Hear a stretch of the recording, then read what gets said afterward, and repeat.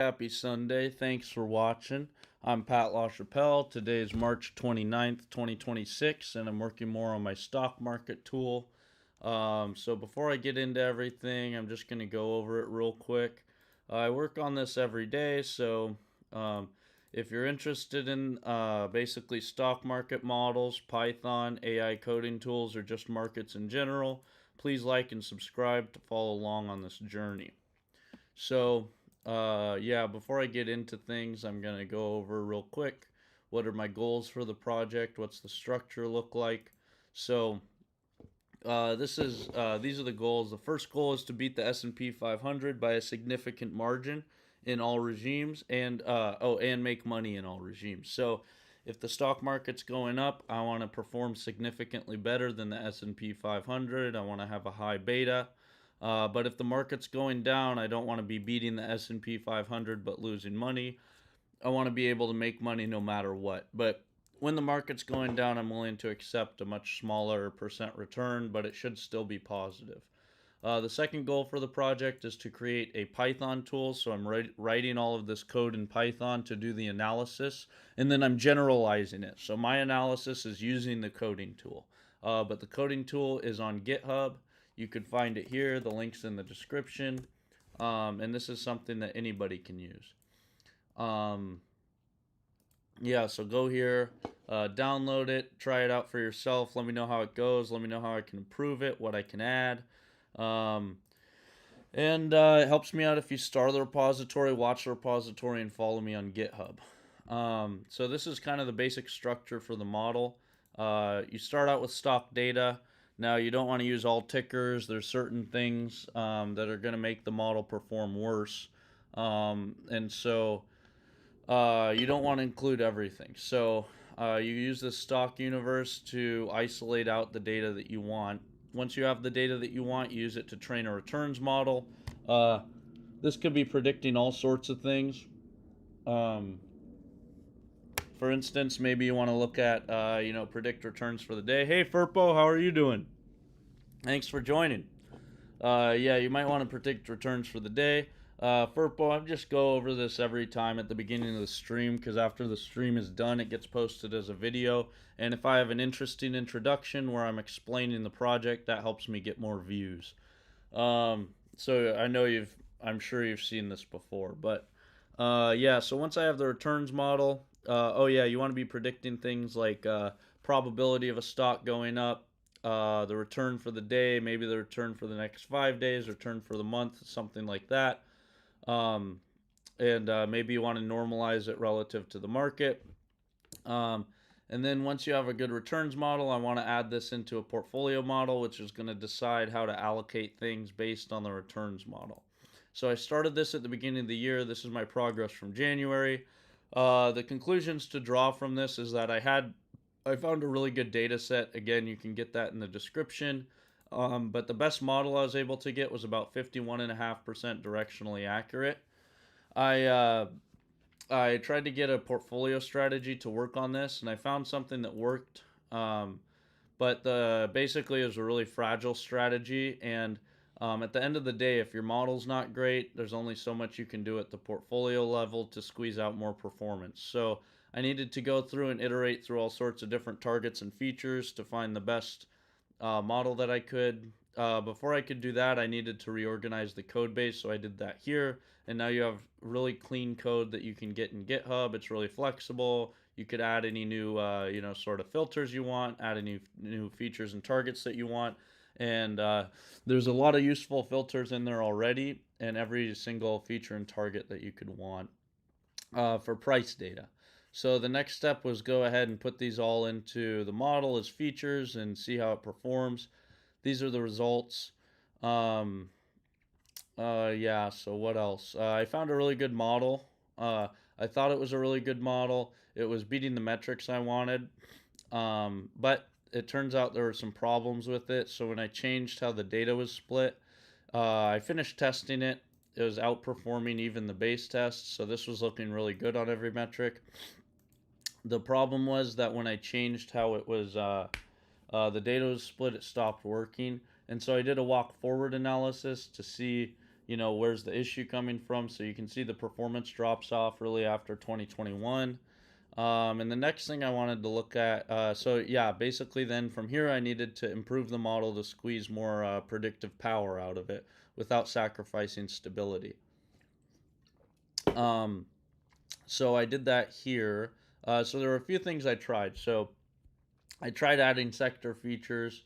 That didn't work. I tried um, adding sector features and trimming down the universe is what I've tried so far. And actually, each of those made the model worse. And so um, this is using a universe where I'm trimming out everything that's not a common stock, ADP, so foreign traded stock, or a REIT, real estate investment trust. And it turns out this actually made the model perform worse. Oh, and then after that, I kept the top 1,000 by volume. So the question here is, why is it performing worse?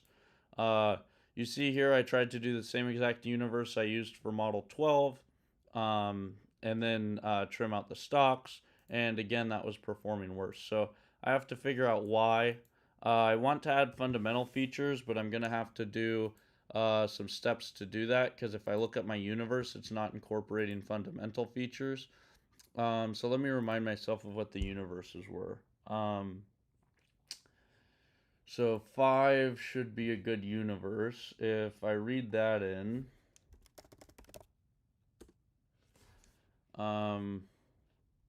let me actually give this to Claude, and I'm going to say, here are my different universes, critique them, and see, here are the different universes I'm using.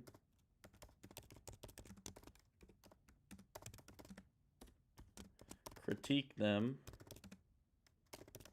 and see, suggest something which will work better. Oh, okay. I didn't give the universes. Here are the universes.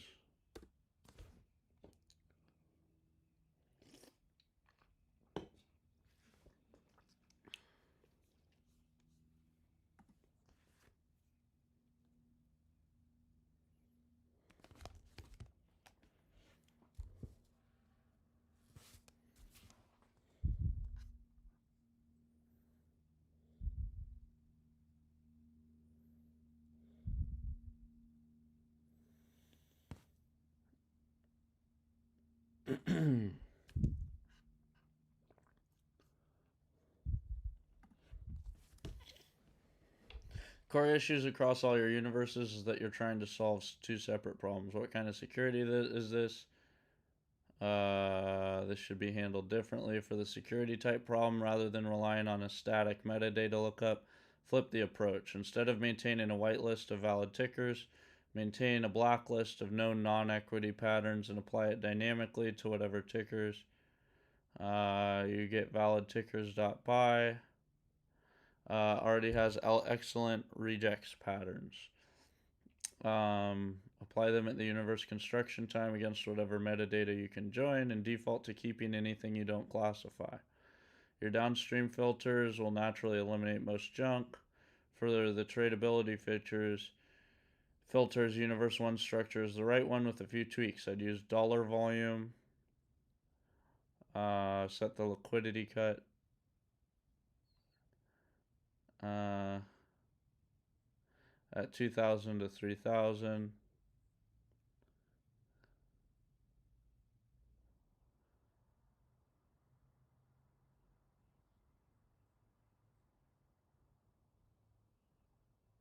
Okay. If I'm only using price features,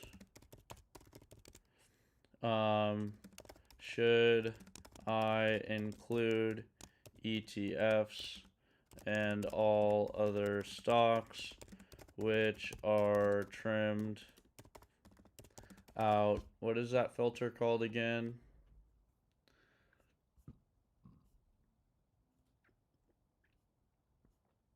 By the security type filter.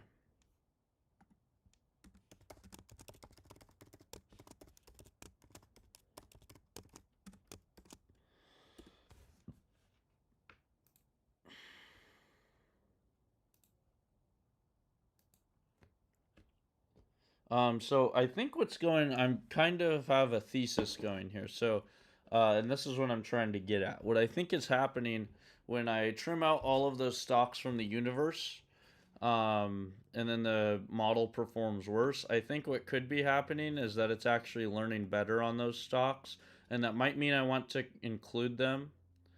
Let's see.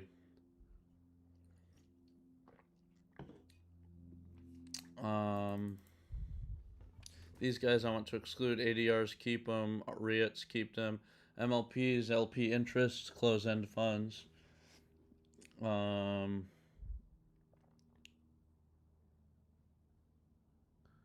it's the right call. Okay, so if this is the case, why does the model have significantly better performance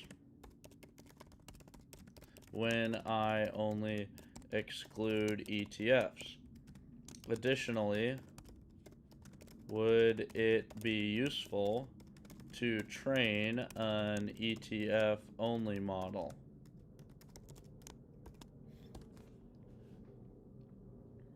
Okay, so it's either going to say the model's worse because you're hallucinating the good performance, it's not real, or because, well, I kind of think that's what it's going to say. I don't really see another solution here. It's not what you think it is. When you apply security type filter, you're not just removing warrants and preferreds, you're also removing every historical equity whose ticker isn't in your current metadata snapshot. Um,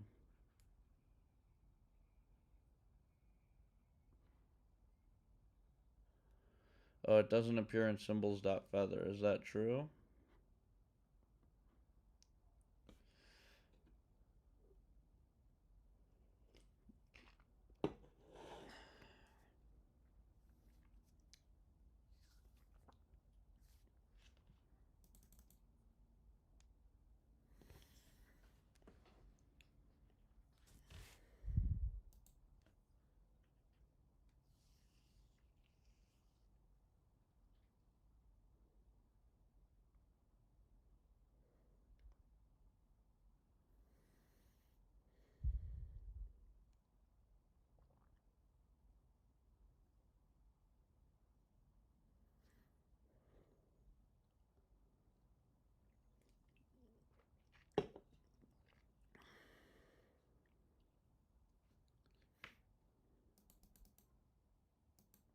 All right, so now I have to figure out um,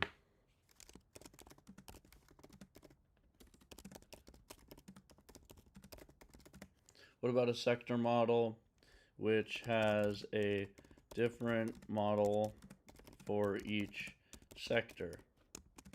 Then the sector models are combined into a single portfolio model, which makes picks according to I could live on so much less, this much I've been learning. Which makes picks according to which, I guess, weights different sectors according to macro features.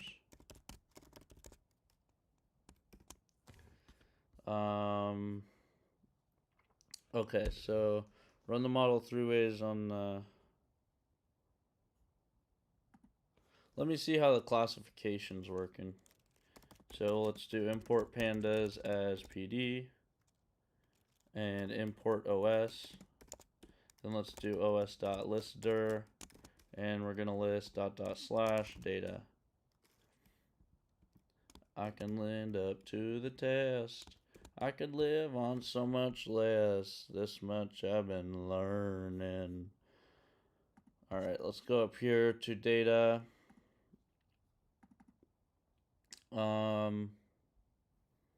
universes, missing fundamental tickers, valid equity tickers.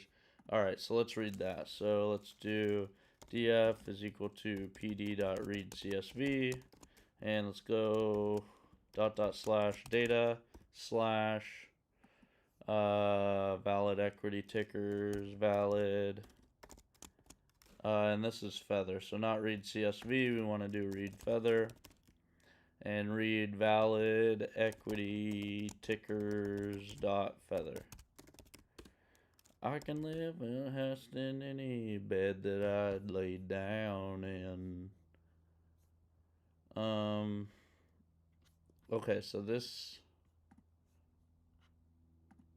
rewrite this script so that it also includes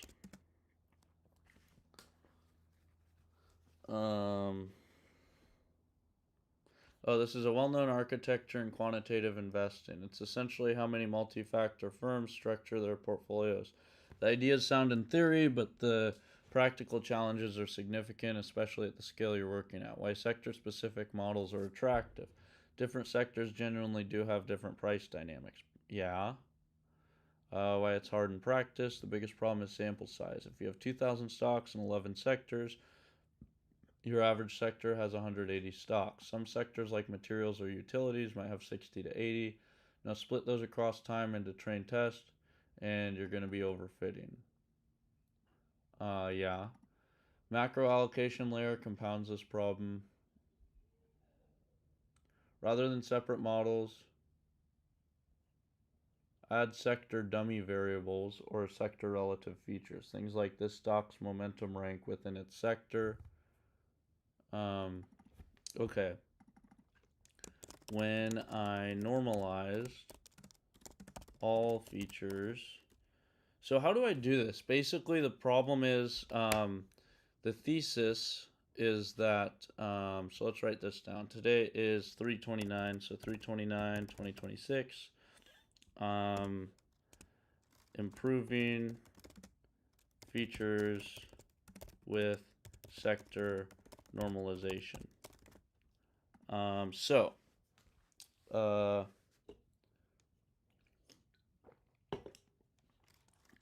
Sector neutralization worsened model performance.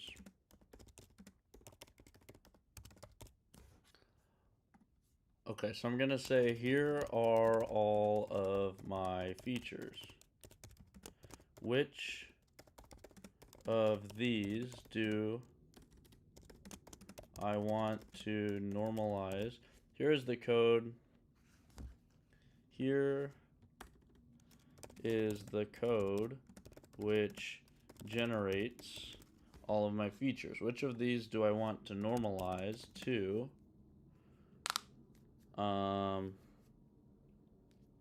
sector, and which do I want to normalize to the market as a whole? When I neutralized all features, let me put this here. When I neutralized all features to sector, all features and target. When I normalized all features to sector, the model performed significantly worse. Which of these do I want to normalize to sector, and which do I want to normalize to the market as a whole? Okay, then let's give it the code. So Model Explorer, let's go to Model 12.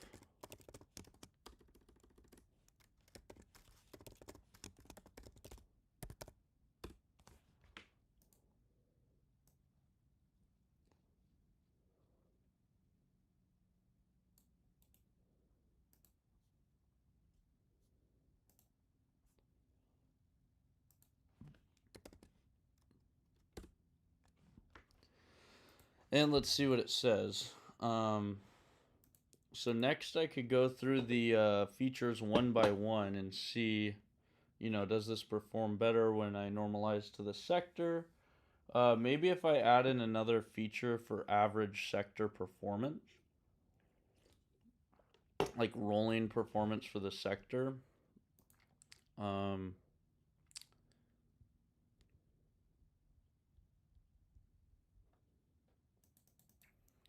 Sector momentum is one of the strongest signals in equity markets, and you just removed it. When tech is rallying, your momentum features correctly ranks tech stocks highly. Sector neutralizing those features strips out the tech is outperforming component and leaves only which tech stock is outperforming other tech stocks. Keep market neutralized. All trend and momentum features should stay as is. This includes slope. Okay. These features answer is the stock trending relative to the market, and the sector component of that answer is informative. So, really, the next thing to improve my model before I get into fundamental data, because that's going to be a big pain in the ass, is to, make the features better. Beta is also inherently market relative and should stay. Calendar features are the same for all stocks, so don't neutralize. Consider adding sector neutralized versions as additional features. Volatility and mean reversion features are where sector context genuinely helps. Volatility, ATR, and ATR relative range.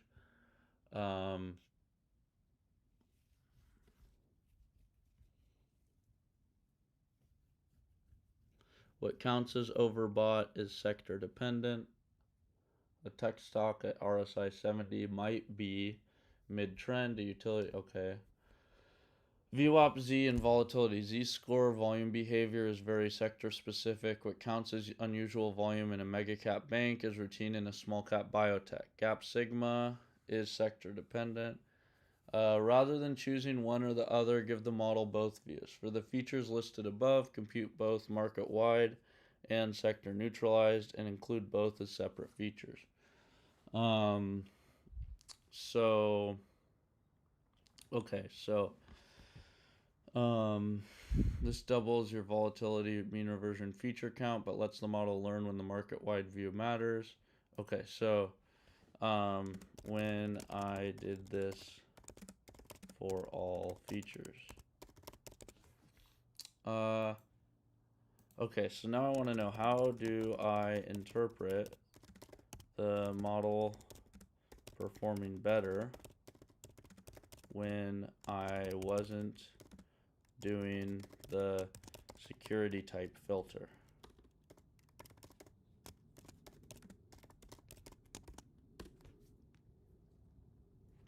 Because that doesn't make any sense to me. I think if I am filtering out all the junk stocks, it should perform worse.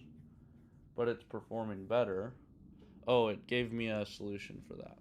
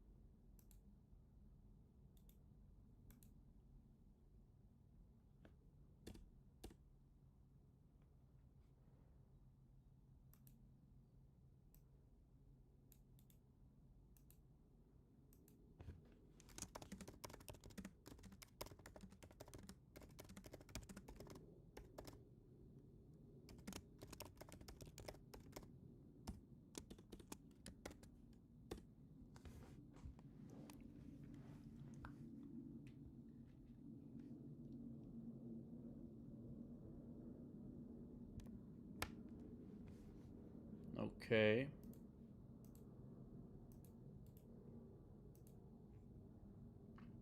Lord knows that I've been blessed. I can stand up to the test. I can get my rest in any bed that I lay down in.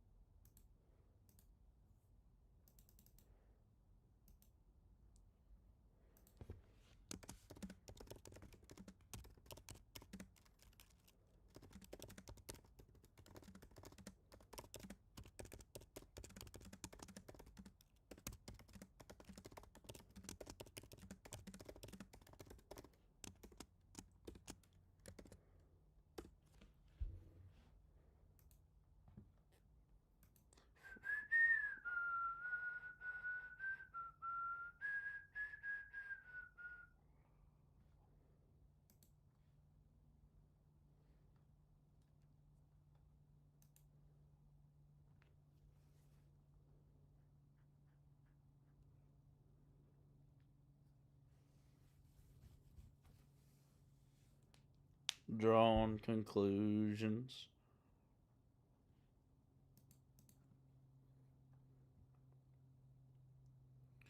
Coverage is actually worse in recent years.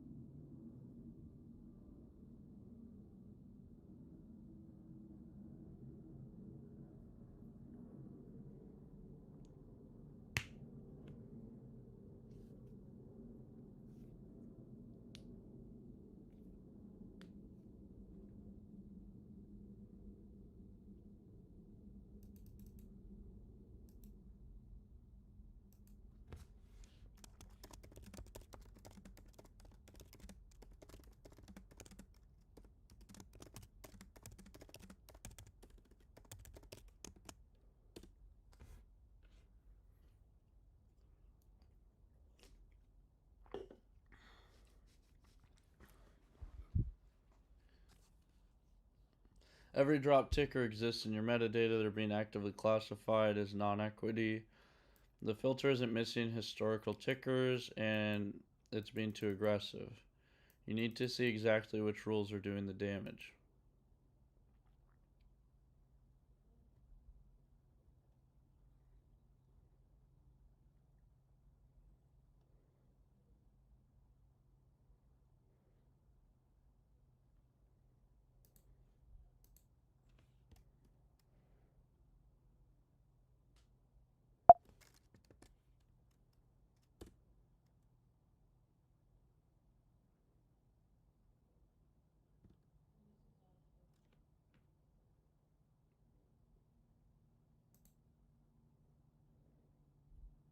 See where the bodies are. What does that mean? See where the bodies are?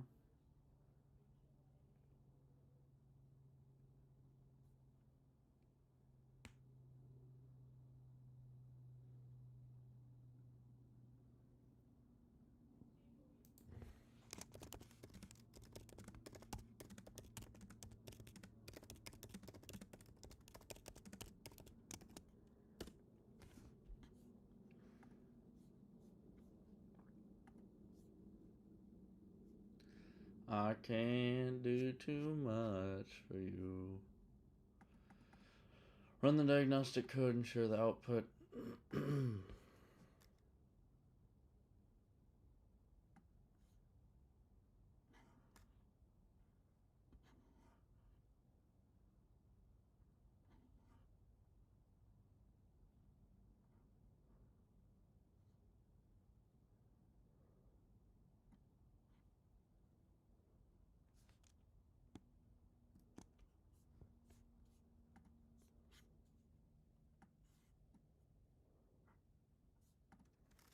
Okay, so let's just say we'll put it in here. So where are we right now?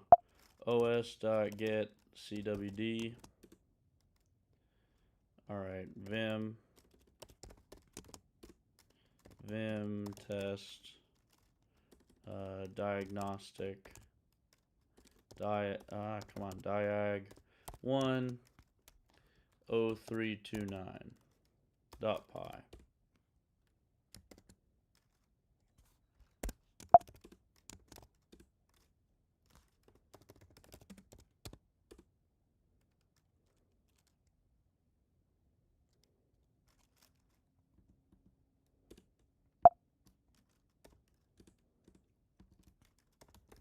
Import pandas as PD.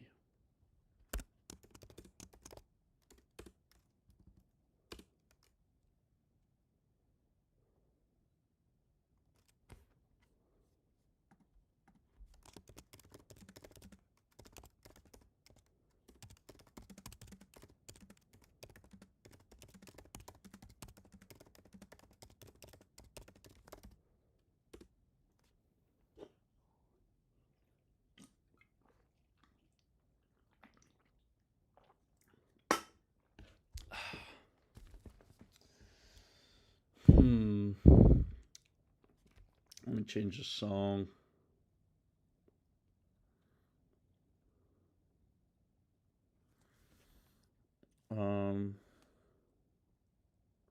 What's that song? Half a mile from the cannon fair, and the rain came pouring down. It's that guy who sings the Brown-Eyed Girl. Oh, Van Morrison. It's got to be one of his most famous songs. Hey, Almond Gold, how are you? Into the Mystic. Right? No. I think that's it. I was using what's it called? Anti-gravity, and then this stuff kept like erroring out. Like I would say give it a command and then it would run for a while and say error found. So I just switched back to using the internet stuff. But now I paid for the premium model, so at least I get more requests. But anyway, have you experienced that?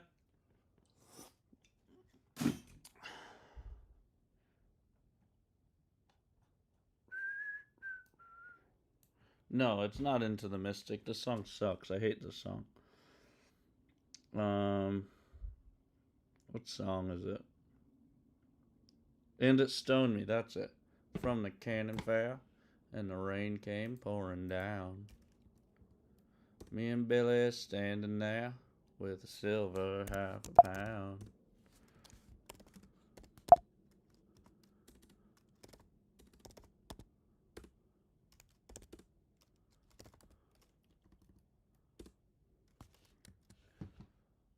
Oh, the water. Oh, the water. Yep. I started paying for it. And Gemini Pro, but just the cheaper ones, not the full super expensive one. Stone me just like going home, and stone me.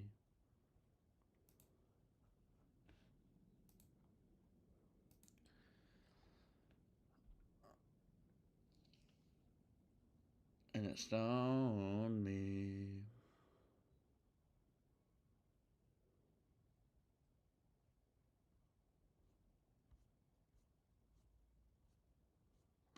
Well, that's a lot of output.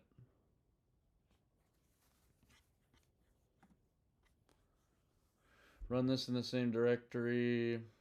It will show you exactly which patterns are doing the most damage, which specific tickers are being incorrectly removed. It's way too much output to share. B trust B. Let it run all over me.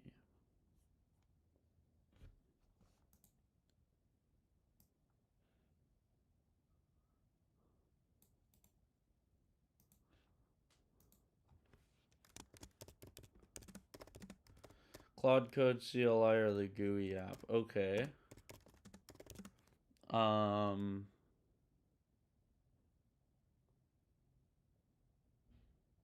Here's the output from the script. Is the trust pattern the issue? Okay, Cloud Code CLI or GUI tool. I'm decently smart. I'm not the smartest guy around though, but I have a pretty good IQ. Not the smartest though, not by far. You know, the IQ distribution is a normal distribution,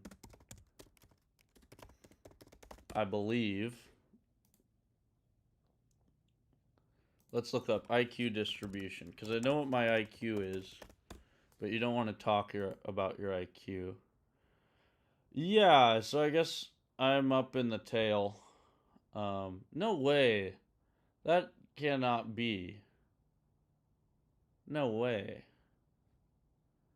The average IQ is 100? That seems way too low. Is Elon Musk's IQ really 155?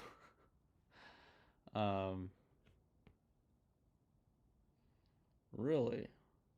Well, yeah, so I have a really good IQ, I guess. But you know, when you get to the tail, you run into really high IQ people. Let me see if I could figure that out. Claude Code GUI. It might be easier.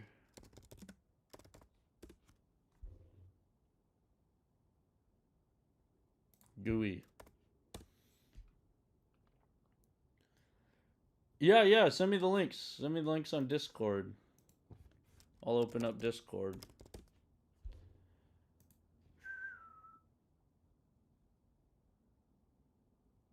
Cursor? Should I use cursor? Somebody else told me to use cursor. To my soul, whoa, whoa. Stoning me just like going home.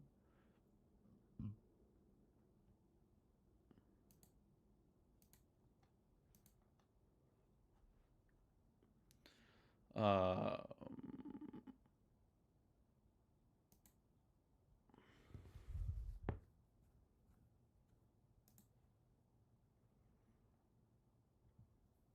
use desktop. Get started.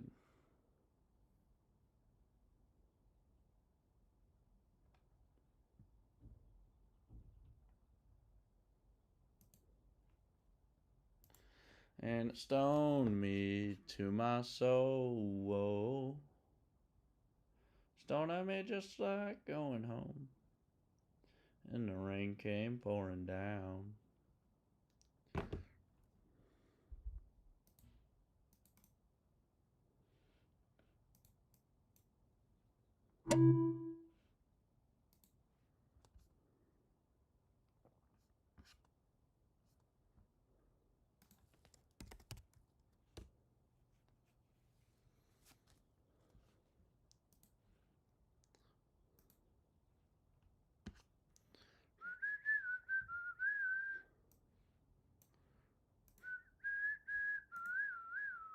I'll never forget you.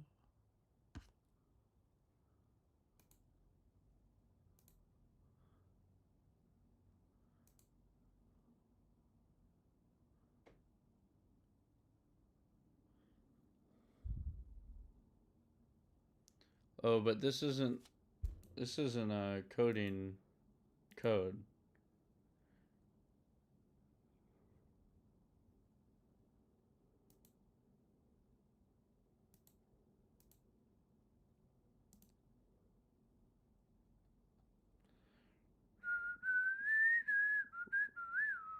I'll never forget you.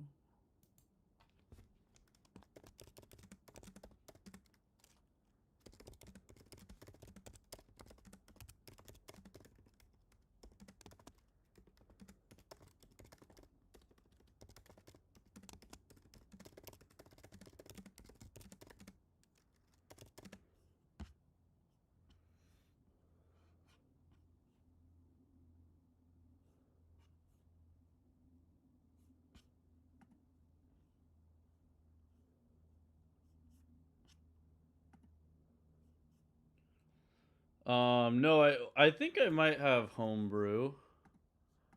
But I never I've used it to do some stuff before. I don't know if I have it on this computer. Brew, right?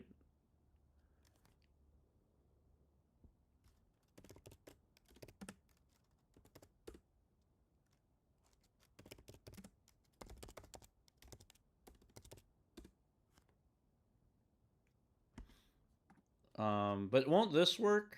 Or is this a bad interface? Um,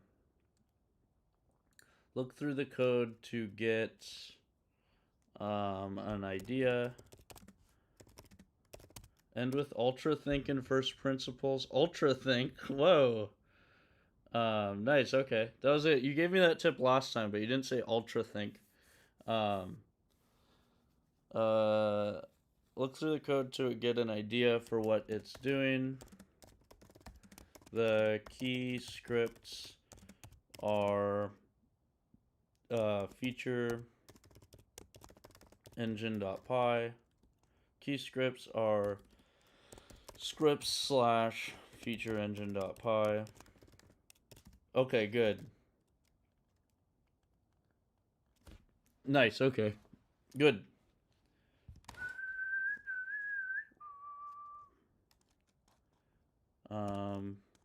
scripts slash clean analysis.py. And the data is in data slash to see where the data is, look in, oh nice, okay, ultra think. To see where the data is, look in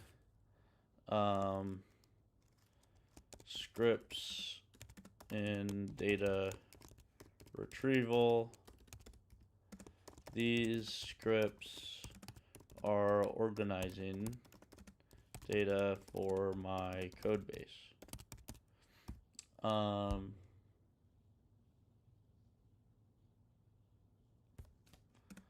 Right, I guess, what's that called? Oh, I'll just tell it to get an idea. Oops.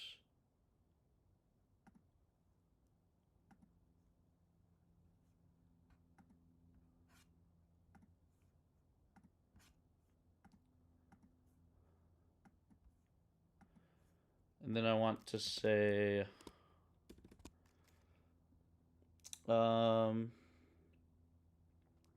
ultra think in first principles and use best practice wherever applicable.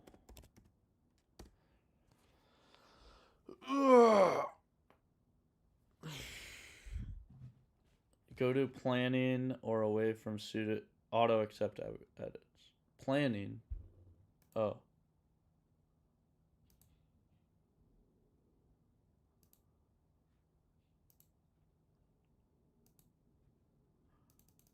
How do I? Okay. Good, thanks. Plan mode. Let's give it the command one more time in plan mode. Pontificating.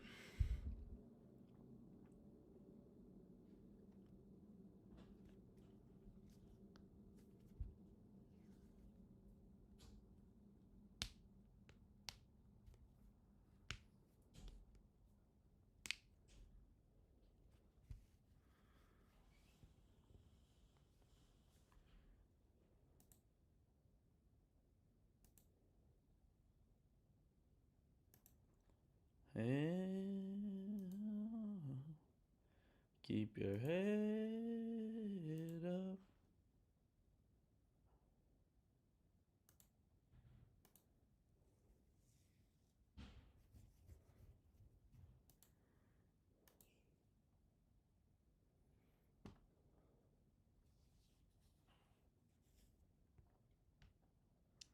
All right, that's taking a while. Yeah, so that's what I need to do. I need to go through the sectors or the features and see how can I improve the features.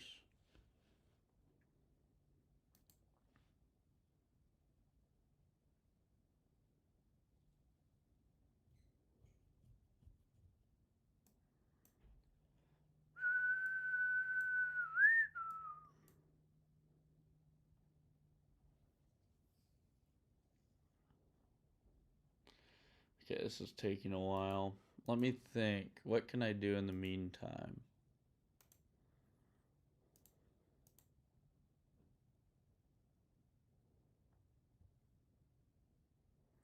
Basically, I think this filter, which is filtering out the... So let's see.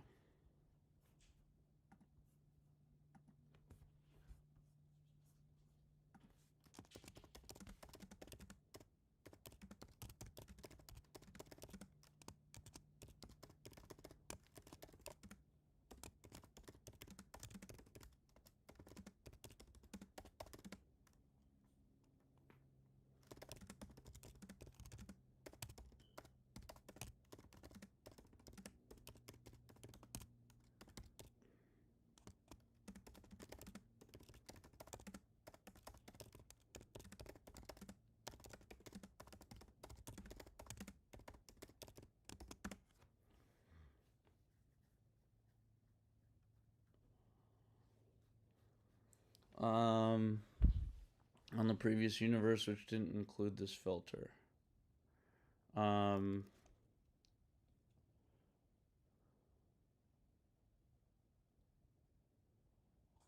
For instance, the model should be excellent at predicting the value of Z exit since the price never changes.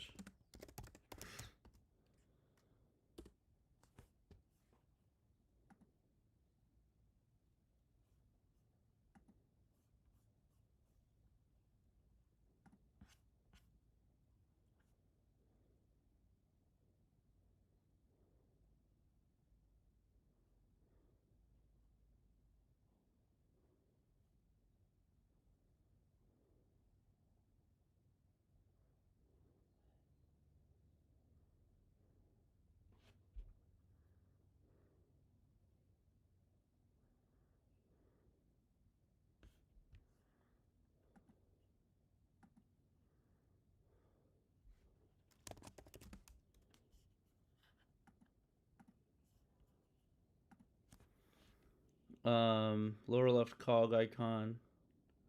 Wait, go to planning or away from auto Discord chat.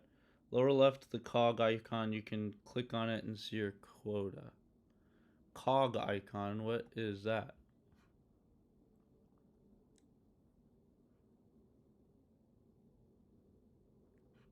I don't see a cog icon.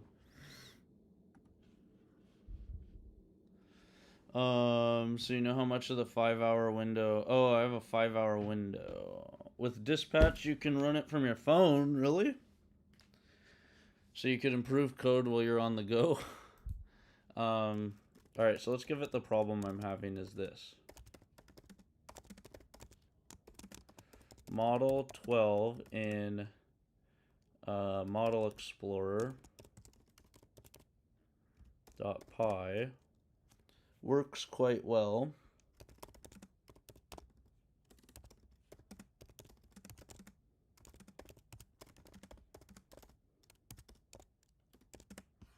Oh, settings.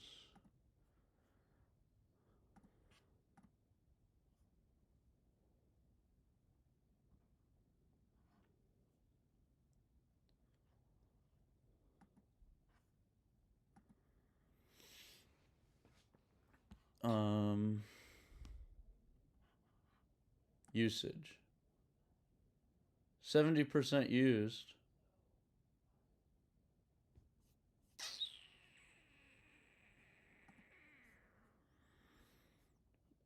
Alright, so let's go back here.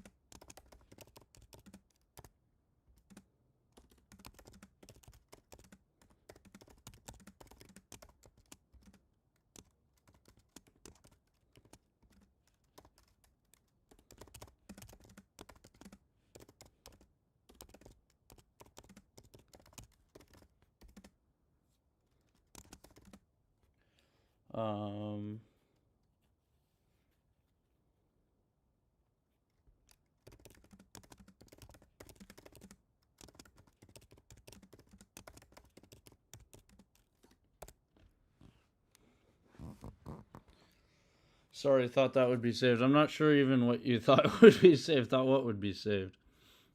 But when I change the universe to universe 2, the performance becomes significant. Universe 6, significantly worse. And is well below my goals for each metric.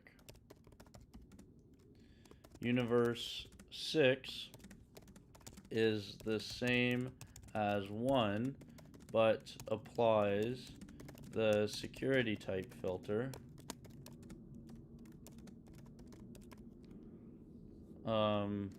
so that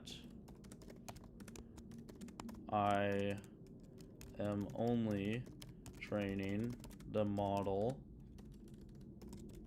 on common stock,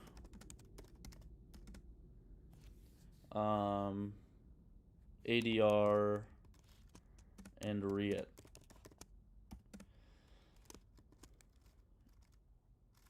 This should, in theory,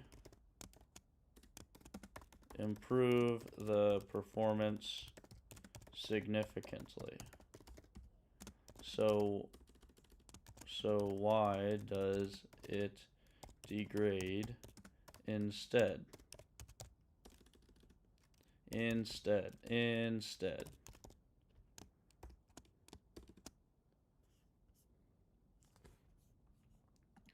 Okay, let's see what it says. Oh, well, whatever. I hadn't even typed that much.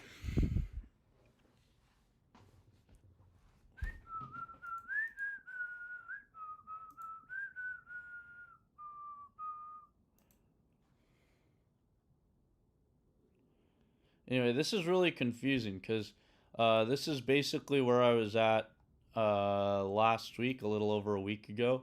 And I thought, okay, this is actually not as, the problem isn't as bad as I thought when the model performance fell off when I changed the data split.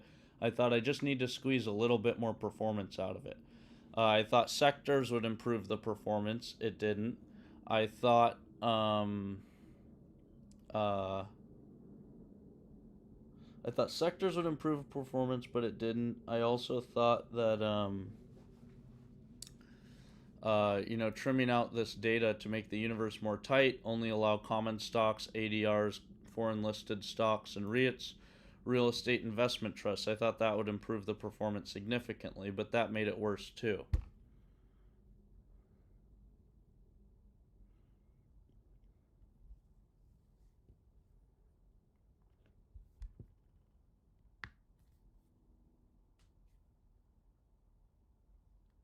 I wonder why. Blue, blue sky.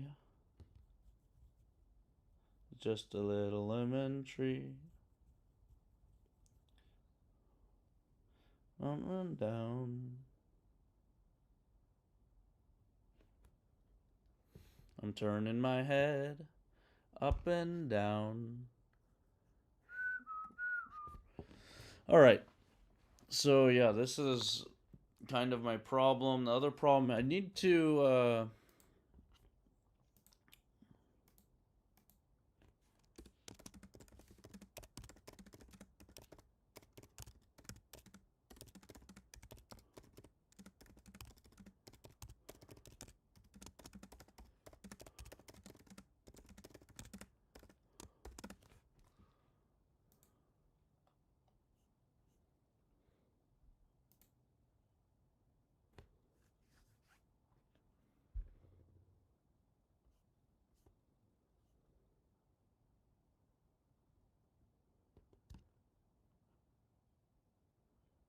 trend and momentum features.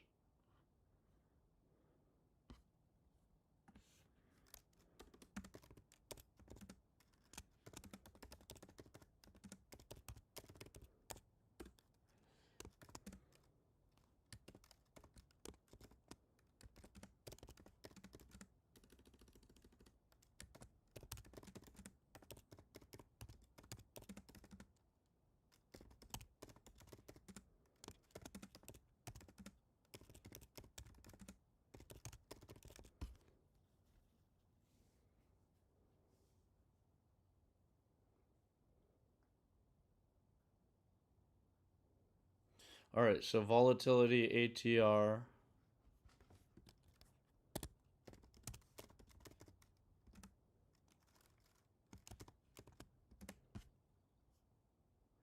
And ATR relative range.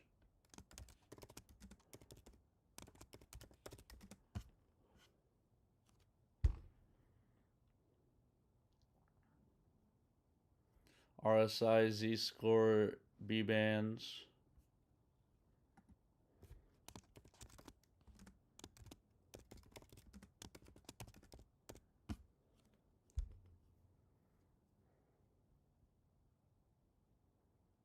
VWAP Z, volatility Z-score.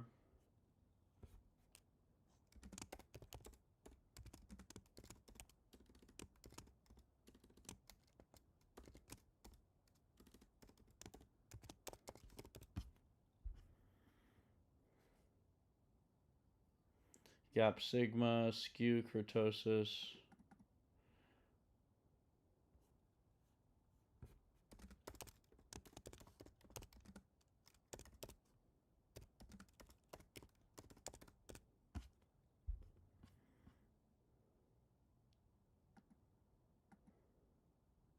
ADX regime.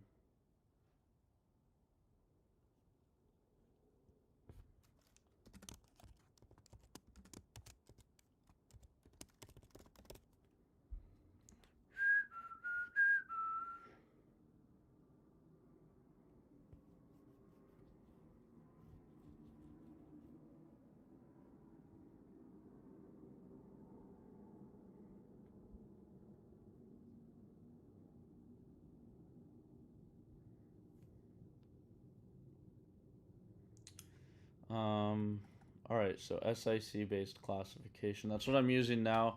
I could also improve. All right, so I do want everything else should be neutralized to the market or not neutralized at all. Okay, so let's make a new slide. 3/29/2026.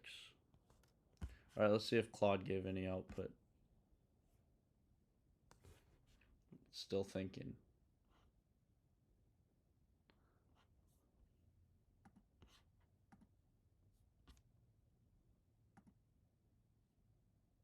%80 used.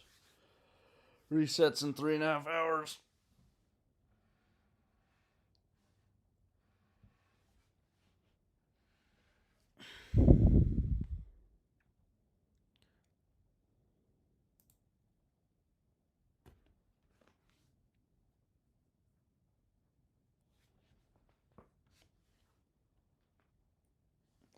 Oh, I don't want to use Sonnet. I want to use Opus.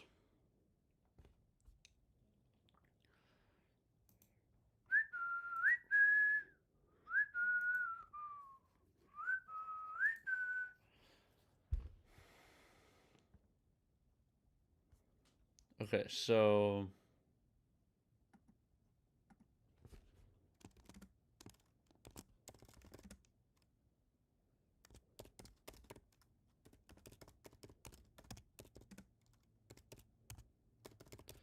oh well, it's a huge improvement over the free plan. The free plan's basically useless. So well, what about the $20 plan? Does that go more than 20 euros?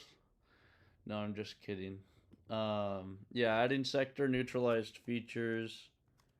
So strategy 1.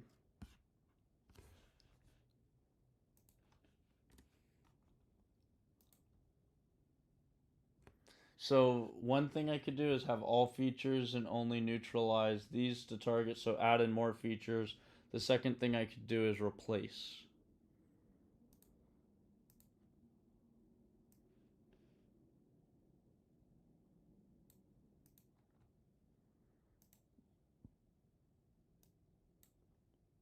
Oh, what the fuck?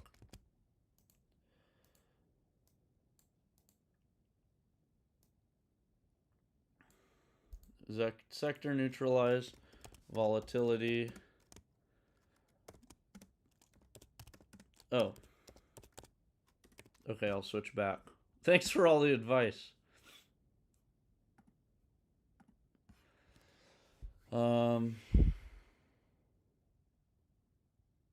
Did it write a plan? No. What was I doing? Oh yeah, adding sector neutralized volatility and mean reversion features.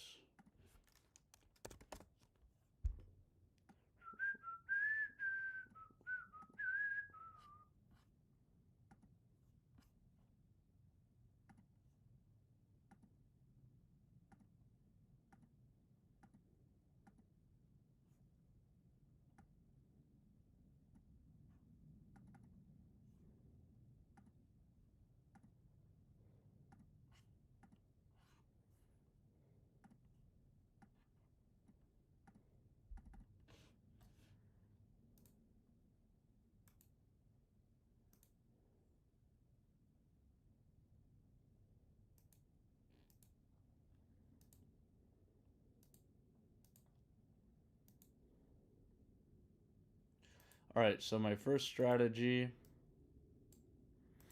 using all features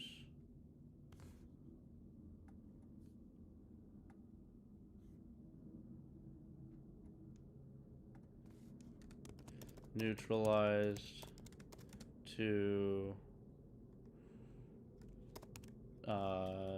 market. So that's what I already have. And let's split the remaining space.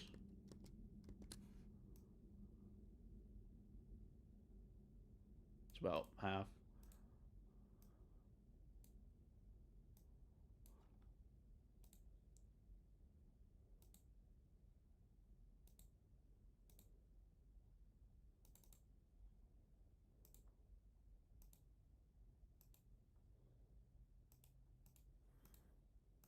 Okay, then let's put this guy here.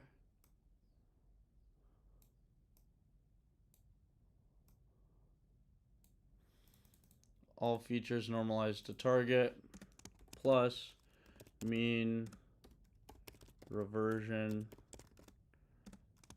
and volatility features normalized to sector.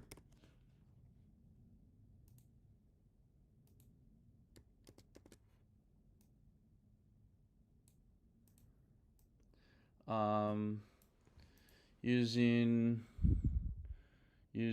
mean reversion and using mean reversion and volatility features normalized to sector, and all others normalized to market. Okay, now let's look here. Do we have any updates? Okay, here's the plan. Model 12 achieves target ICICIR, T-stat, and IC standard deviation on Universe 1.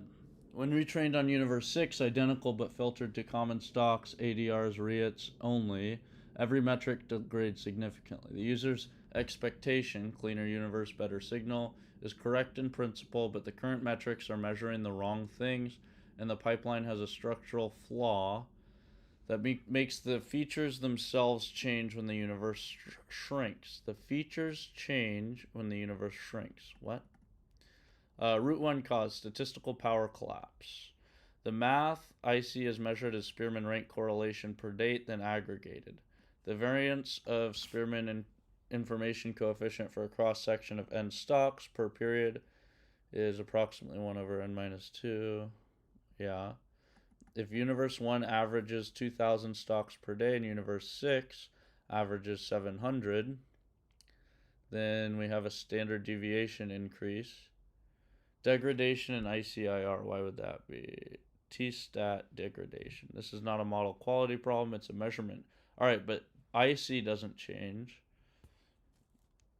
The model may actually be equally good or better, but the ICIR and T-stat look worse because there's fewer stocks. Key location already applies overlap correction but does not adjust for cross-sectional N.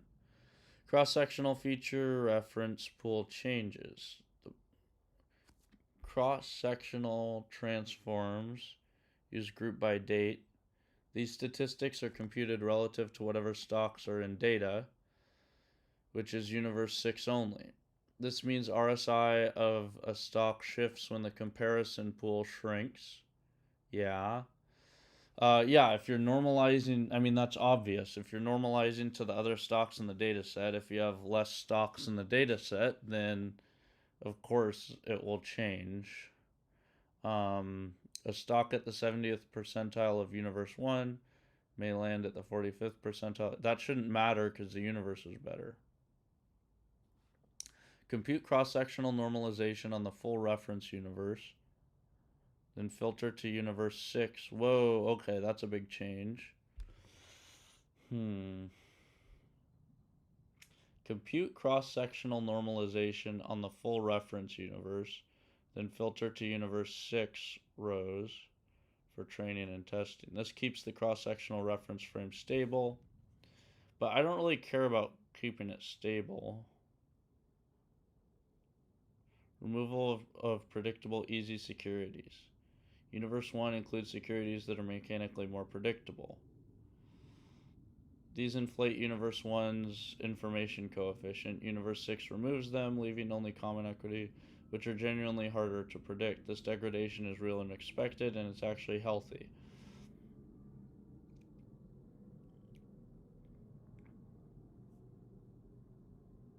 Mm.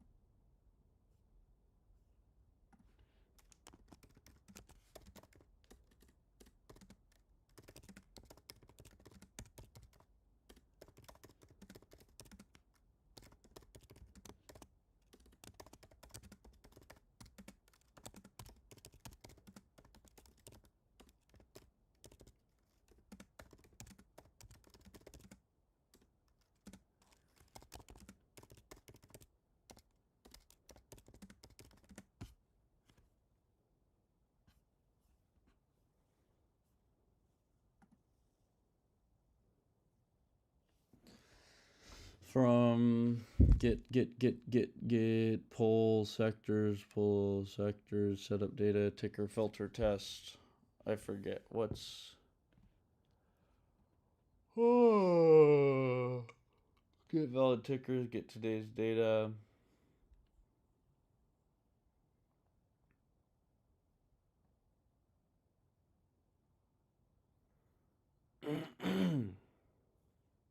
Where is that?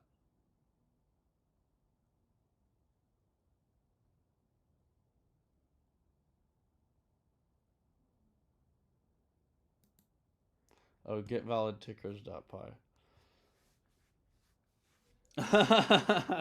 Yeah, I hope my quota doesn't run out. But I don't know. It's not. I think it goes up way slower in the desktop than it does in the browser. I'm not sure about that though. I never felt so strongly. It's using the data retrieved from. What was that called again? Get valid tickers.py.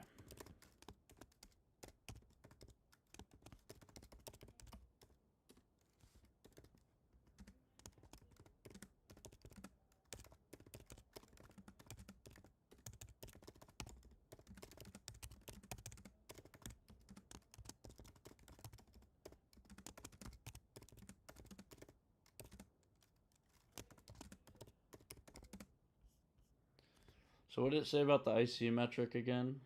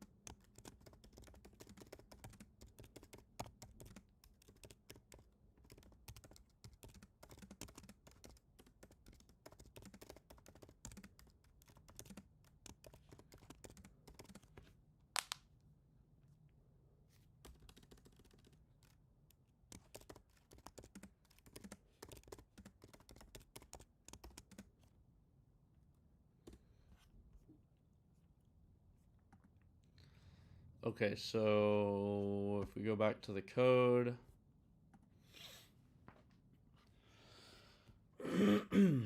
Oh, yeah, I switched back to Sonnet so it's quicker. Opus does perform better though. All right, let's think. So, let's go to Model Explorer.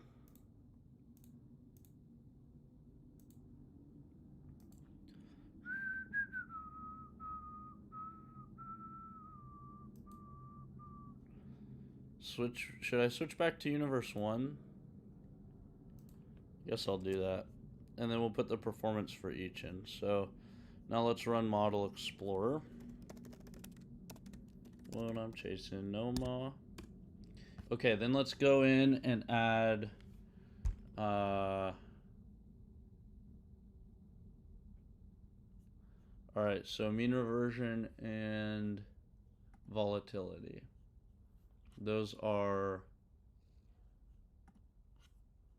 these guys. You know, wasn't on a commas. Man, I just wanna go flex. Gold on my teeth and on my neck. And I'm stone cold with the flex. Got my squad and I'm pushing up a check. Man, I just wanna go flex. Gold on my teeth and on my neck.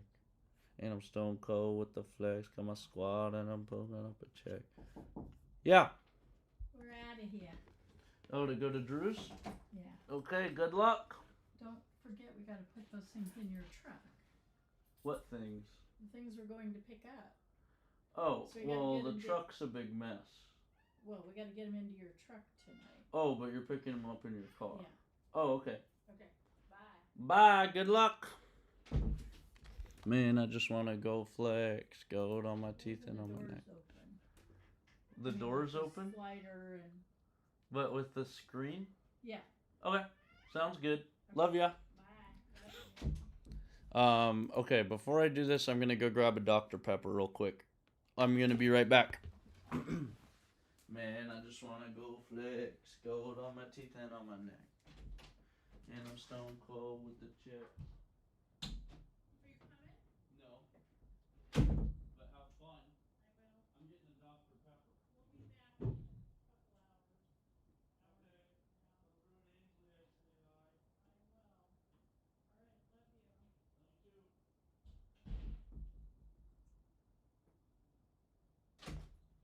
Love you too. Man, I just wanna go flex. Gold on my teeth and on my neck.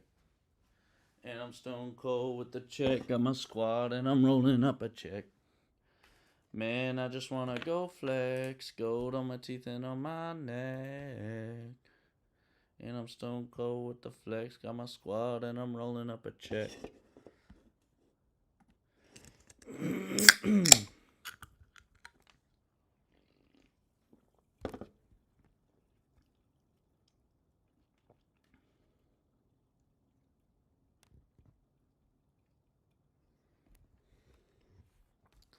Oh, what the hell?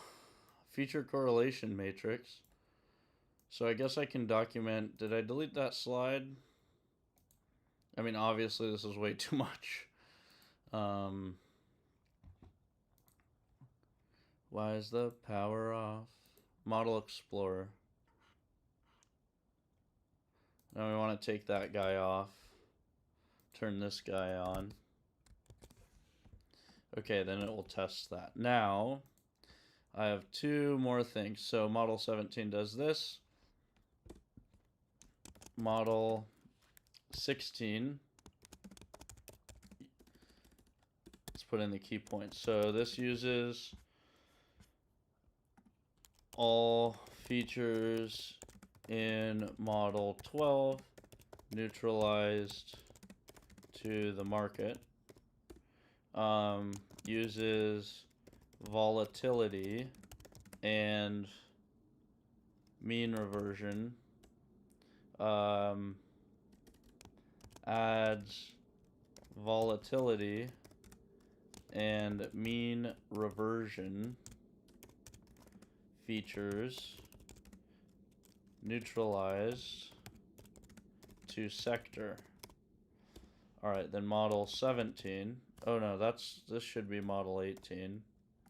Model 19 uses all features model 12 features with a key change. The key change is that volatility and mean reversion features are neutralized to sector all other features if neutralization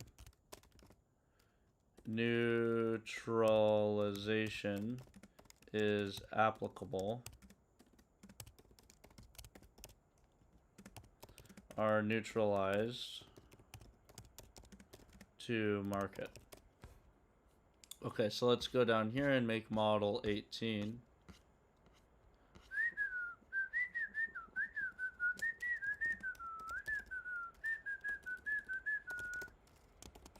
Test model 18 is equal to true. Let's do pass. Then let's go back up here, make a new flag.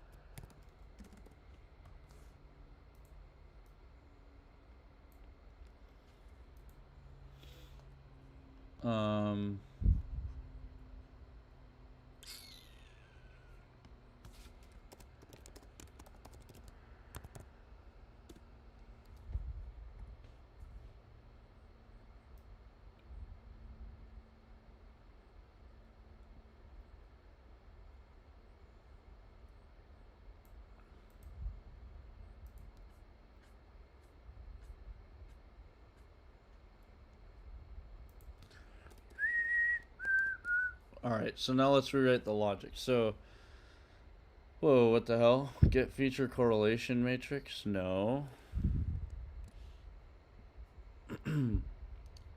Test model 12.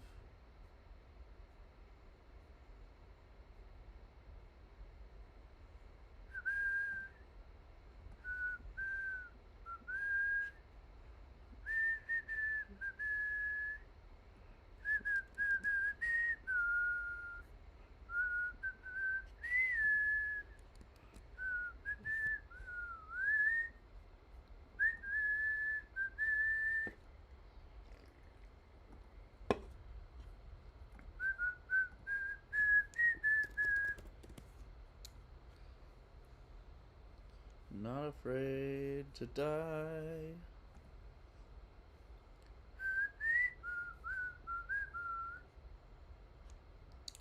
Alright, so what are the ones I want to do? Let's move this over here so we get more space. Get rid of that. Market research. And what do I want to drop out? These guys. So, or what do I want to do on both? So volatility.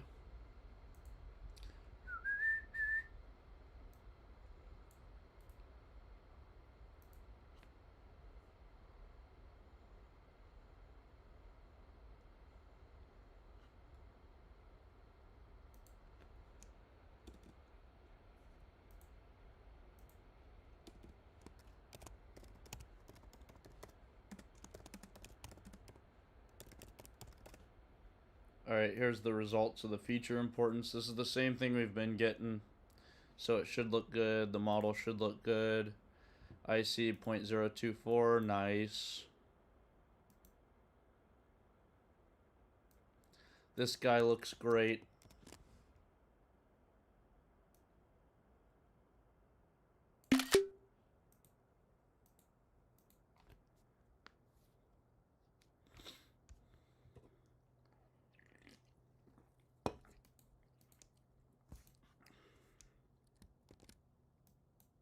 I'll just make this sideways.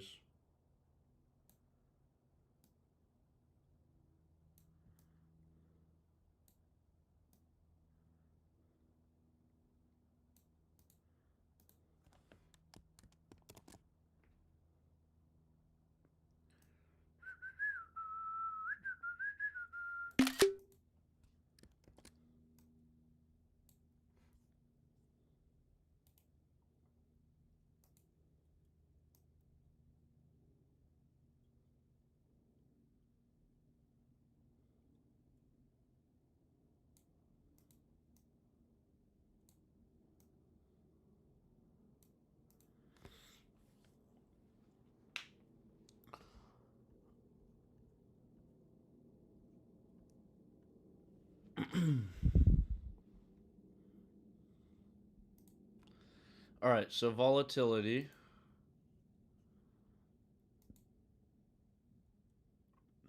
Let's get this guy.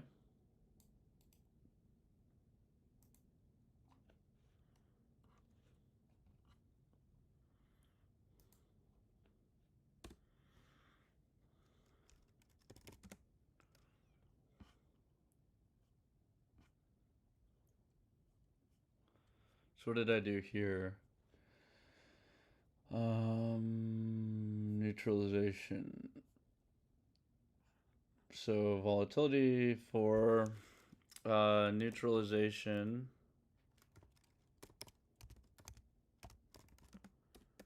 and the two types are market and sector. Let me make sure that's right.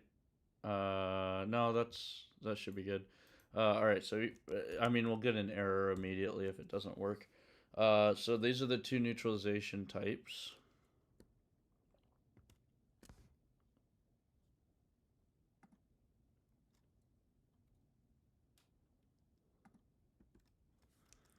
Neutralization feature holder is a blank list. And then we could say neutralization features is also a blank list. I guess I could just say, no, yeah, that's fine. So first we have volatility. We've taken that out. Now let's find ATR. I guess I'm using log ATR.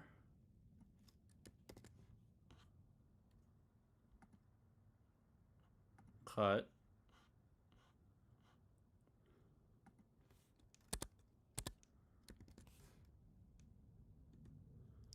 Okay, and then let's say neutralization is equal to neutralization.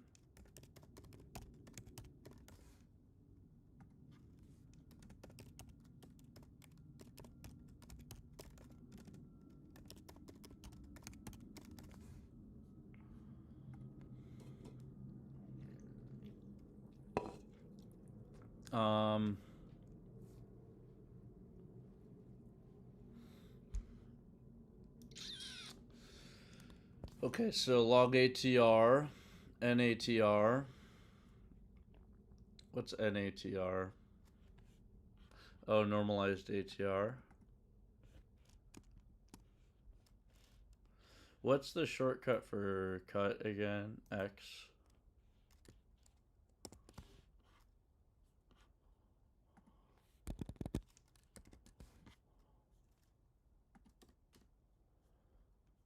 Same thing here. Let's say neutralization is equal to neutralization. ATR, NATR, rel range.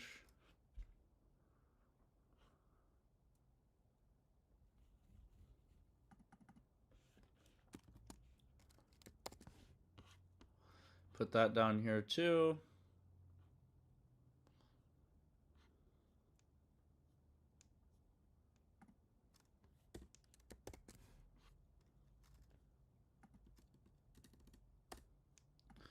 Okay, then we want RSI. Oh, so I need to be taking them out here. So let's take out volatility. That doesn't exist anymore. ATR doesn't exist anymore. Normalized ATR doesn't exist. Relative range, I took out down here.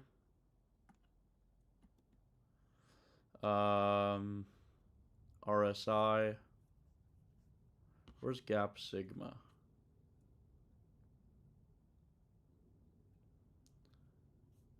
Those who wish to follow me.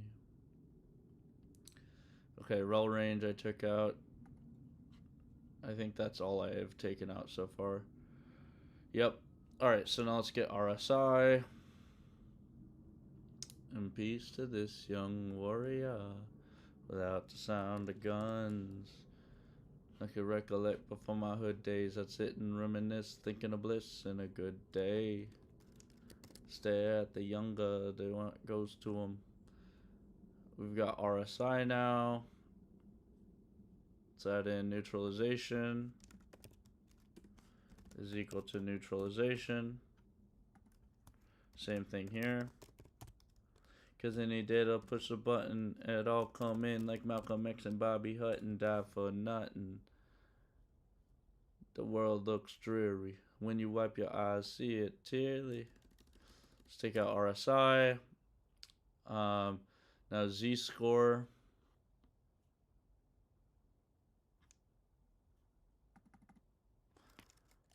Those who wish to follow me.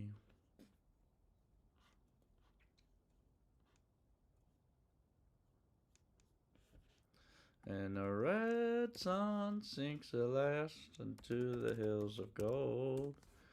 In peace to this young warrior without the sound of guns.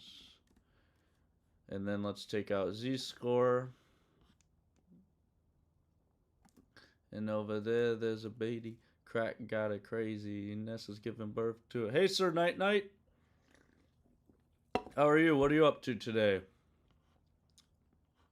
It's a beautiful Sunday. Palm Sunday. Happy Palm Sunday. Ready to be a role model. I see ghosts take control. Drink out my own bottle. Learn from everyone. Alright, so we got Z-score. Now let's take out B-bands.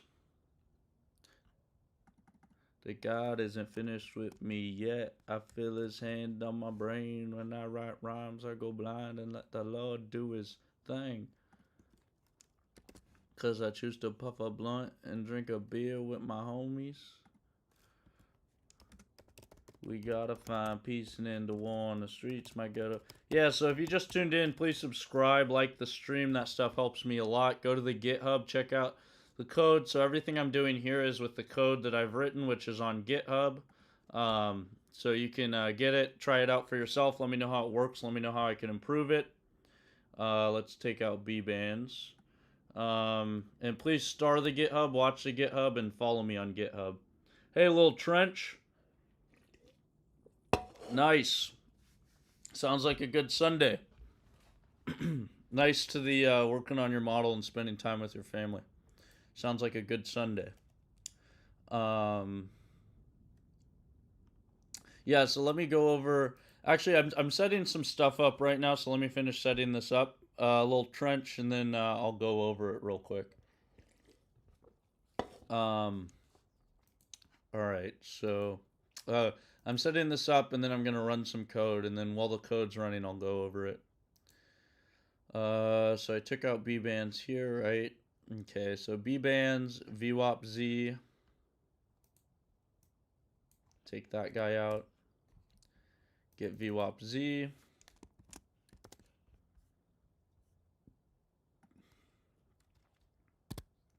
I've been too long on my own.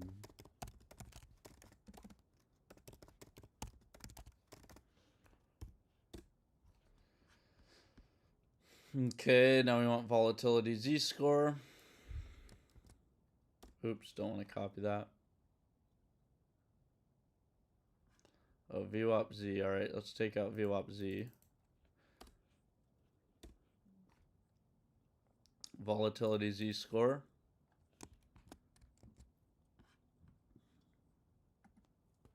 but I need that spark to get psyched back up. And change neutralization is equal to neutralization.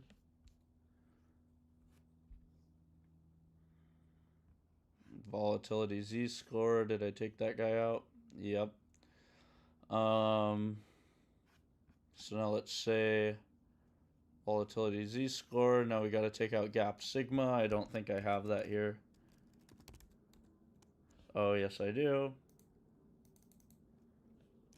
Just to see.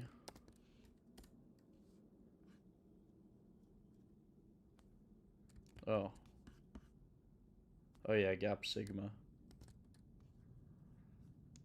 Let's put that here. Add the neutralization.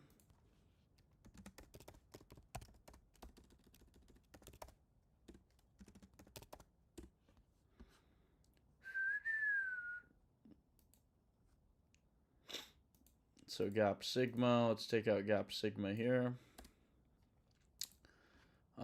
Skew, kurtosis, ADX, so skew.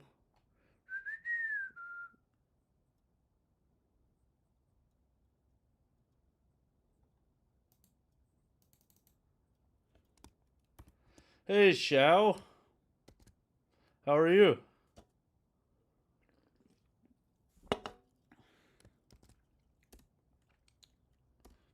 Long time no see. All right, let's put this guy in here. Add the neutralization.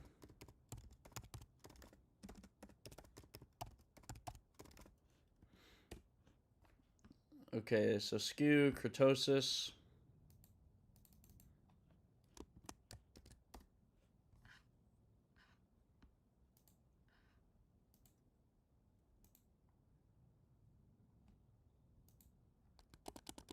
Oh, I forgot I gotta take out skew and kurtosis.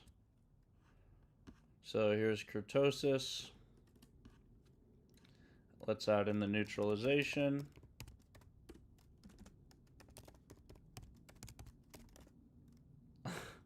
There's the guy who looks like a whale. Skew, kurtosis, gap sigma. Gap sigma I did take out. Skew, kurtosis I need to take out. Next is ADX, so I may as well take this out. Skew, kurtosis, ADX, and ADX regime.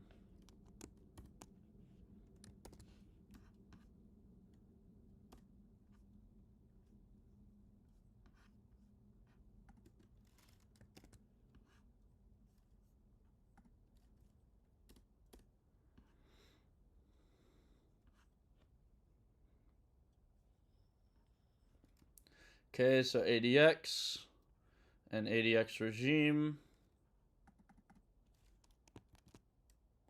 Take that guy out.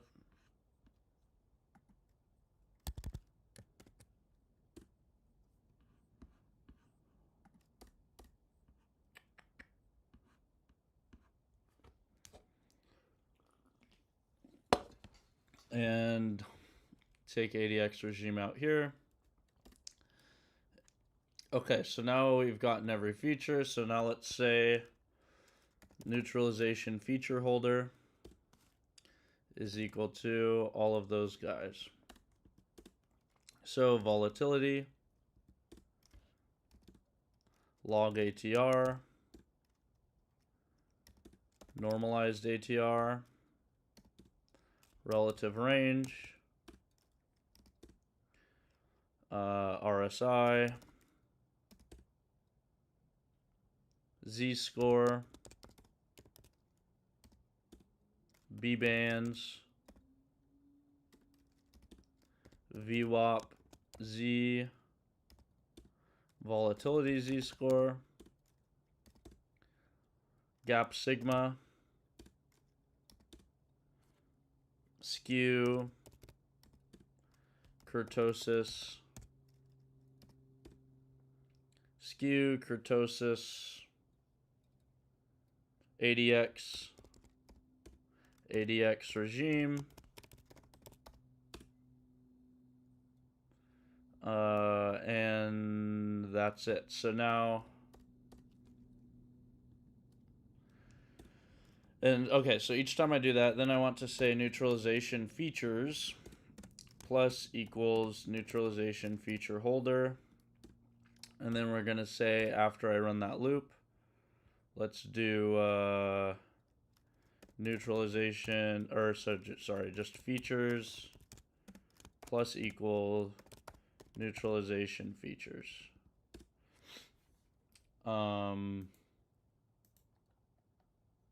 Okay, should be good. Now we can turn this on. So this is model, what, 18? So let's take off model 12 and turn on model 18.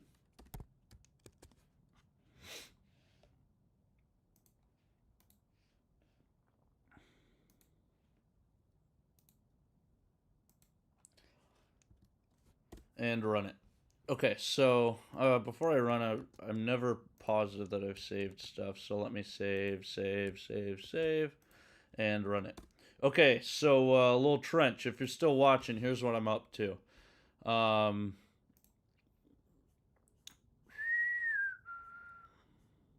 So this is the outline of my project. I have two goals. One, beat the S&P by a significant margin and make money in all regimes. So that if the S&P is going up, I want to be beating the S&P by a lot, be doing way better than the S&P. Otherwise, you could just buy the S&P index and you wouldn't have to worry about your model being unstable or updated or anything. So the model should be significantly better than the S&P. The other thing is that it should make money in all regimes. So if the S&P is going down, I don't want it to be outperforming the S&P but losing money. It should be still making money no matter what. And then I'm writing all of this code in Python, so I'm generalizing it. All that stuff I was writing in here, that was using the code. So I'm importing these things: feature engine and clean analysis. Those are my workhorses for the model. Um, uh, and this is the outline. So basically, you can get the code for yourself and use it for yourself. I want to make a free tool based in Python that anybody can use. Basically, that will lower the barrier. Hey, Echidna. No, I'm not using Linux. Maybe other people are. I've used Linux before, but I don't know. It's cool. Um, yeah. So then I have this is the outline for how the model's going to work. So you have a bunch of data. You don't want to use all data. Some stuff's going to throw your model off, like penny stocks or low volume stocks, or uh, penny stocks, low volume stocks. Oh, and things like test tickers for the Nasdaq. That stuff's going to throw your model off. ETFs are going to throw your model off because ETFs have different kind of price dynamics than normal stocks like Apple do. So once you have a good stock universe, you want to use this to train the returns model. And so the returns model should be predicting something like returns for the day, returns for the next 5 days, returns normalized to the market returns, returns, probability of a positive return, things like that. And then once I have a really good returns model on all metrics, I'm going to incorporate that into a portfolio model that will decide how to allocate money based on the output of the returns model. Um, so I've done all sorts of stuff. If you're interested in the fine grained stuff, go back to the beginning of the stream. I cover all of that there.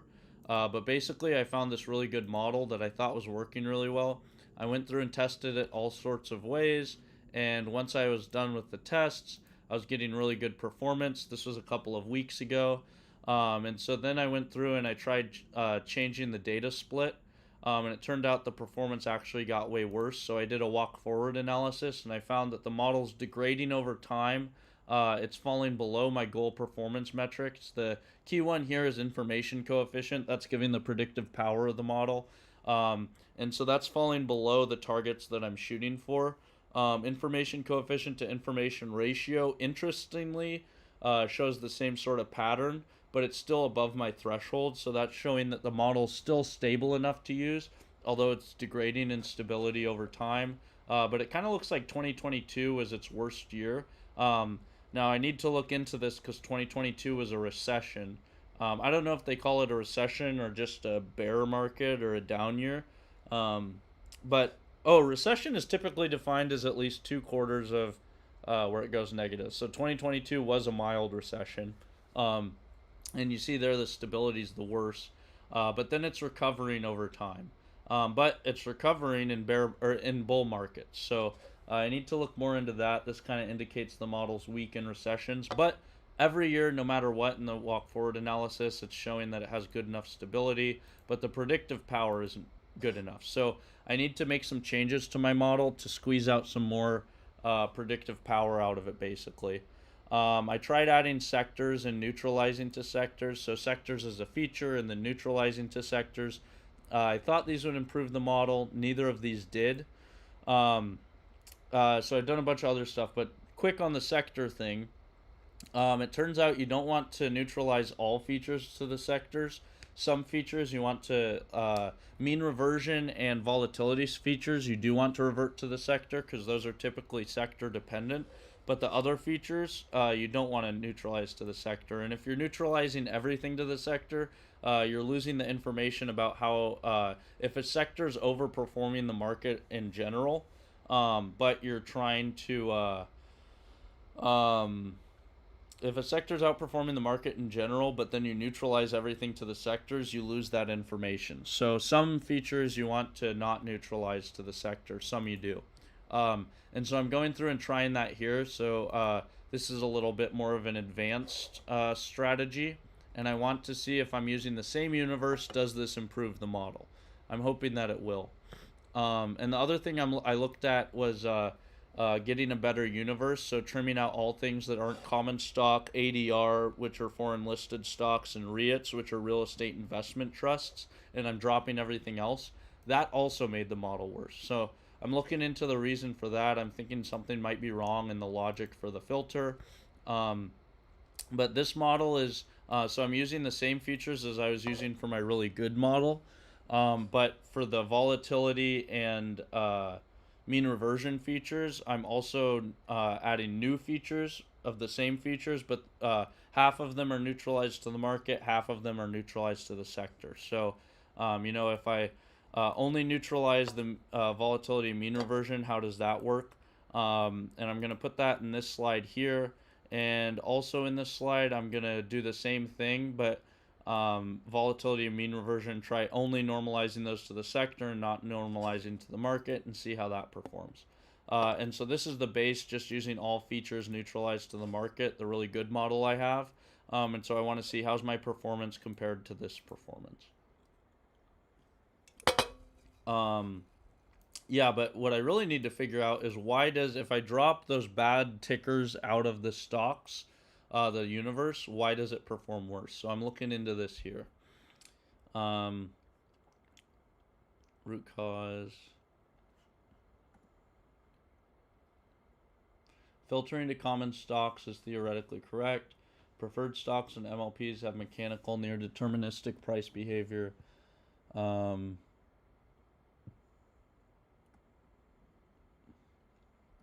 Yeah, okay. Didn't I already ask it about this?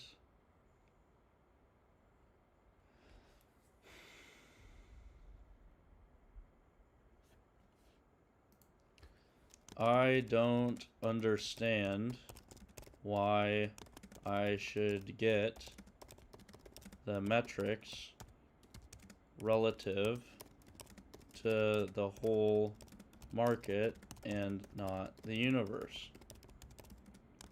Even if the universe is more constrained, the metrics should still improve.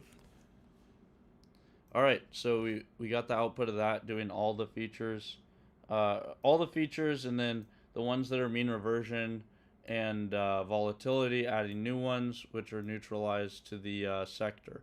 So this is the performance feature importance. This is obviously too dense because I have so many features. So yeah, but let's see what the plot looks like. So this plot looks pretty good. I'm not certain this is much better than the previous plot, but let's look. So I did improve IC. It looks like this improved the model, which is good.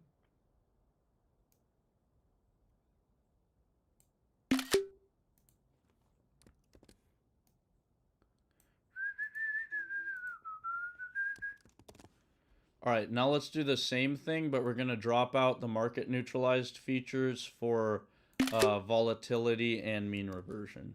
And does that perform better than this guy? I'm going to look in and see how much better is this guy performing. But before I do that, because the model takes a while to run, let's go update the model. So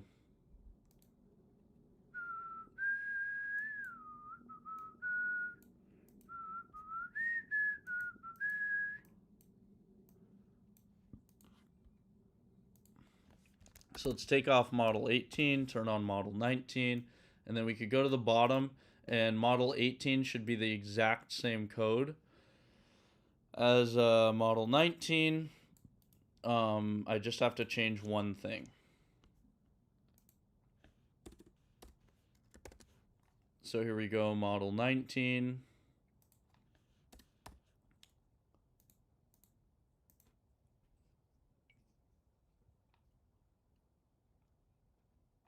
Oh, and let's take out all these big gaps I have.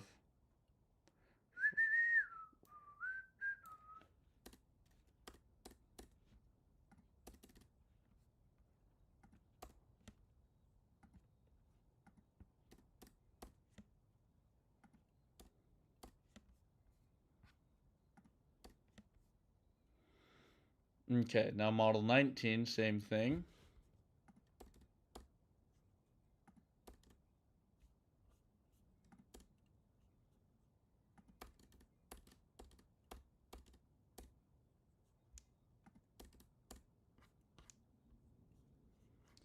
Okay, and then only neutralize, so get rid of the market neutralization, only neutralize to sector. And how does this guy perform?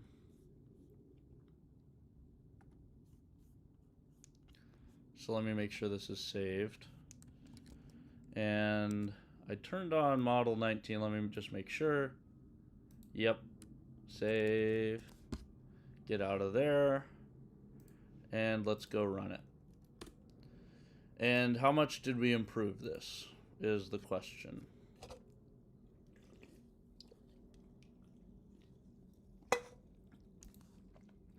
So information coefficient 0.024 to 0.02255, much better. Standard deviation got better. So 0.1063 versus 0.1159. ICIR 0.2395 versus 0.2068, better. Annual, better. 1.7 versus 1.4. T statistic, better. So it's better on every metric. The annual Sharp looking forward is better. Okay, so that's a much better, it performs better. But that's on universe 1, so I need to look into, the universe thing more. I need to go to the bathroom really quick, so I'll be right back.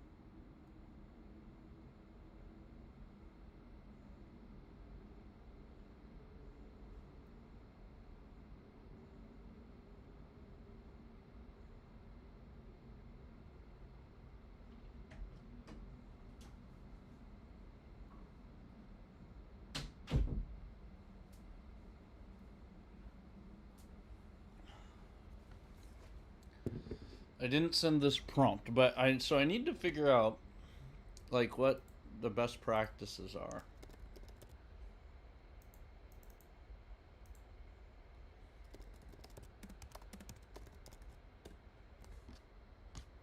Where is this guy at?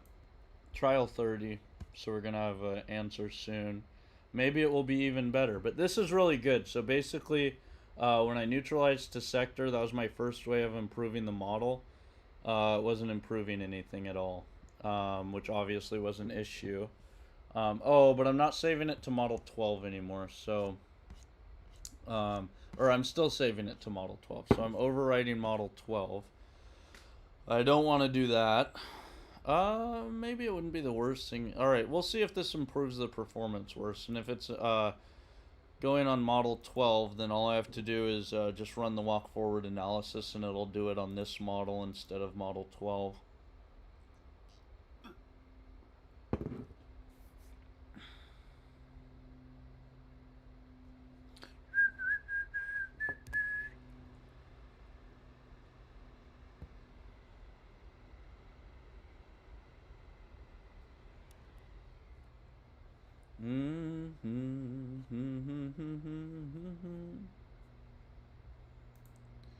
Alright, let's go Google AI Studio. And I want to know, what is the best practice when assessing information Spearman rank correlation? Alright, so we've got the model output. Let's see how it did. These are the features. So still regime are the most important features. We're getting worse performance. Okay. Well, information coefficient's worse. Let's look at the other ones. I'll never forget you. If I never make it mine. Always remember me. So information coefficient's worse. Standard deviation 0.1063. It's basically the same. You know, you got to go out to the third digit, and even that's only off by 1. ICIR 0.2395, 0.2201, annual 1.5, 1.7, T statistic 2.46, 2.27. So it's worse than that first method.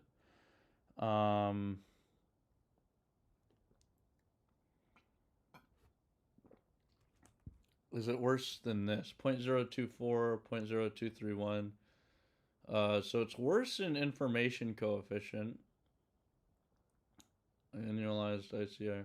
But it's better in stability. So it's worse in predictive power, but all the stability metrics are better. Now let's screenshot the chart and put that in. Come on, pull up.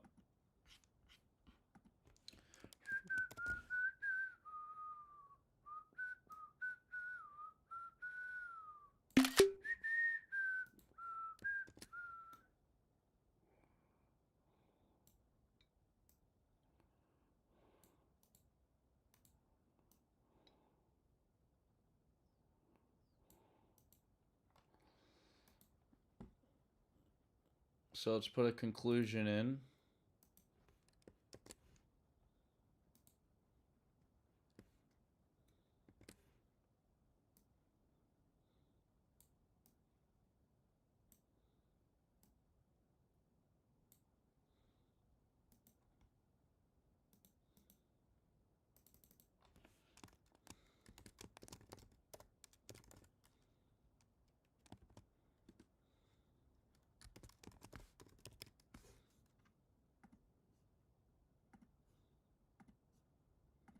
So it outperforms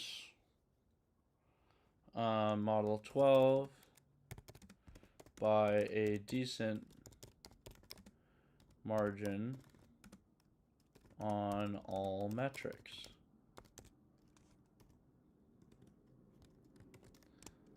Model improvement is the conclusion.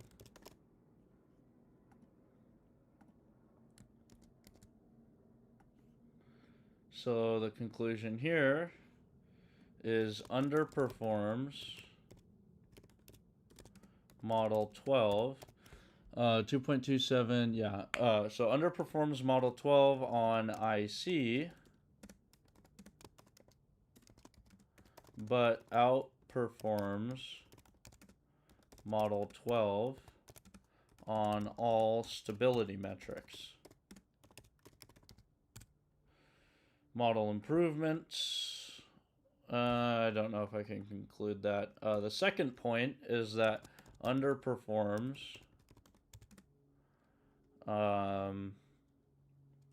strategy at left, because I don't want to describe the whole thing again, on all metrics. Okay, now let's put in, copy this guy, and say next steps.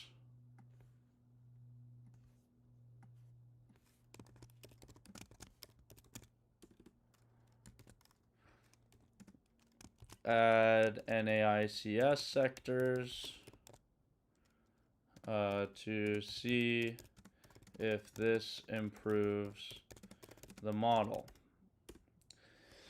Okay, so we want to add NAICS sectors. Okay, so hold up. If the thing is, basically what this is saying, this plan here is saying that the reason the information coefficient's worse when I constrain the universe is because it's there are way less stocks in the universe. So of course it's going to be worse because, all right, let's look up Spearman rank correlation formula.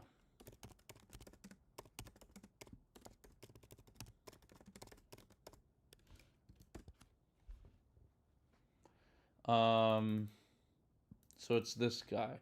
Rho is the rank correlation equals 1 minus 6 times the sum of d sub I squared.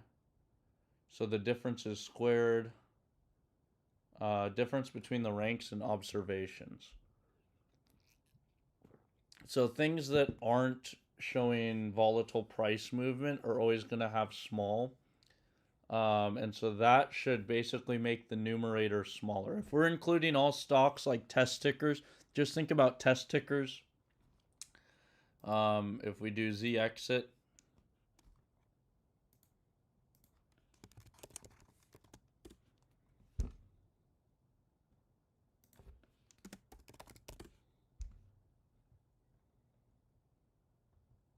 stable price of $10.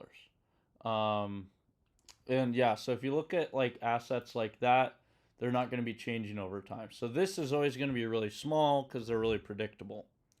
It's not changing. So you can just always predict a zero change. All the price features are going to be basically unchanging. And so the model's basically learning for unchanging price features, don't change it. Okay. But then this is going to be way higher, this denominator. So, yeah, if you're including more stocks in your universe, you're going to get a better information coefficient once you trim the stocks down. This becomes a lot larger, even if the differences aren't very, even if the differences are better. The fact that this numerator is a lot larger is going to cause you an issue. Is that true? Well, the sum of the differences, basically the numerator's going to be growing as you decrease the number of stocks. The rate of change of the numerator is going to be less intense than the rate of change of the denominator. So the denominator is going to get larger faster than the numerator gets larger, and then your Spearman rank correlation should be smaller. So what Claude is suggesting is that I neutralize, or I get the Spearman rank correlation using all stocks in the. So here's the problem though, is it's not going to, yeah, this is what I don't understand. What is the best practice when assessing Spearman rank correlation for my model? For my stock market model. Stock market LGBM model. if I make the universe smaller, I am getting a smaller IC. If I make the universe smaller by only including common stocks, ADRs, and REITs, I'm getting a smaller information coefficient than when I include all stocks. But this should improve the model rather than degrading performance. But test tickers, for instance, are very predictable. So the numerator of the second term in the Spearman rank correlation will become much larger, but the denominator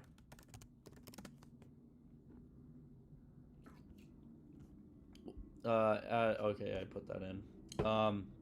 But the denominator becomes, so the numerator of the second term of the Spearman rank correlation will become a bit larger,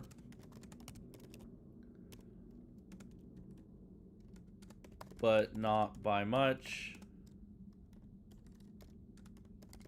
because I'm including very predictable assets.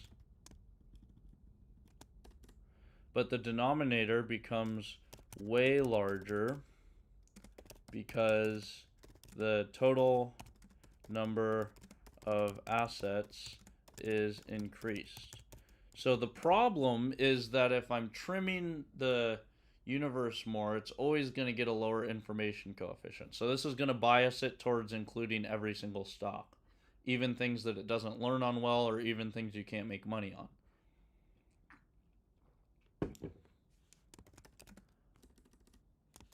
The effect of this is that it will bias the model towards including all stocks, even those which I cannot make money on.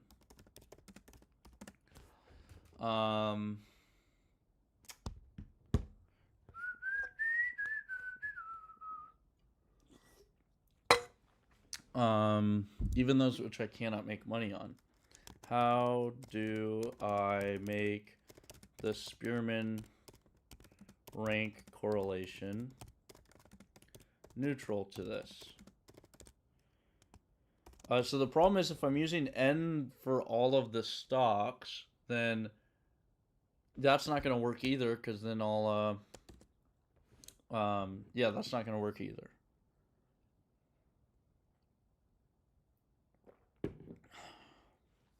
Maybe I should just forget about the rank correlation and try to get the highest, what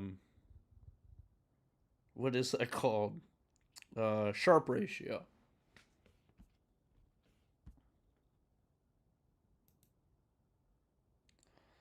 But when I trimmed the universe, the sharp ratio got smaller too.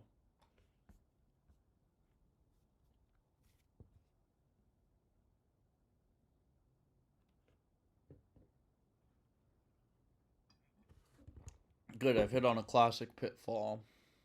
When you include highly predictable but untradeable assets, the mathematical structure of the simplified Spearman rank formula artificially inflates. So my information coefficient was artificially inflated.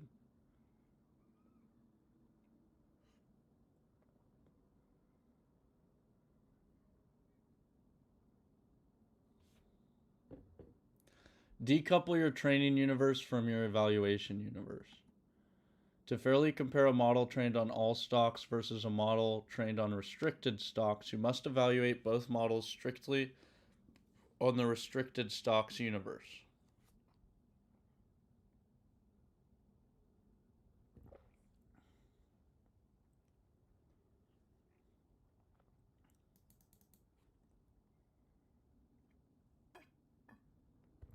Okay, so this basically shows the information coefficient was being inflated. Stop using simplified Spearman formula. Financial markets, test ticker 0. Oh, hold up really quick. Let me go to the Explorer. And so the one that was working best was this guy. So um, basically these values I'm looking at, I'm learning aren't really indicative of things that are useful. So I need to go through and change that, but that's going to take a while. So first, I just want to see, does this improve the walk forward analysis? So I can still compare apples to apples. So model 12, this should be model 18. Okay, and let me run this again.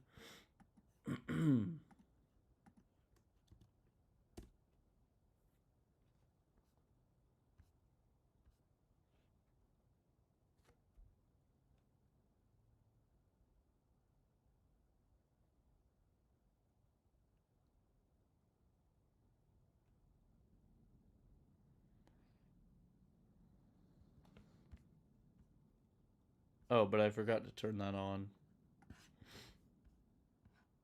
So turn model 18 on, turn model 19 off. Let's cancel out of this and let's run it again.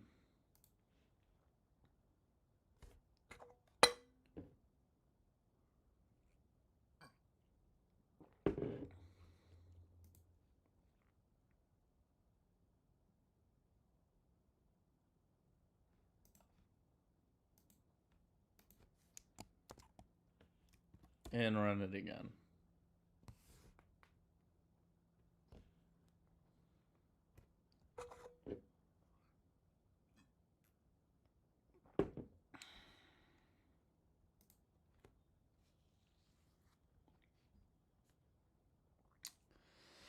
All right, let's think. um okay, so yeah, so what can I do? So stop using simplified Spearman. In financial markets,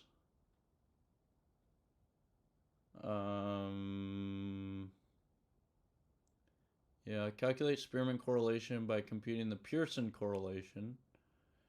If you're using, so am I using that? So this is in clean analysis. So let's pull this guy back up. Scripts, clean analysis. And am I using scipy.stats? So Spearman R.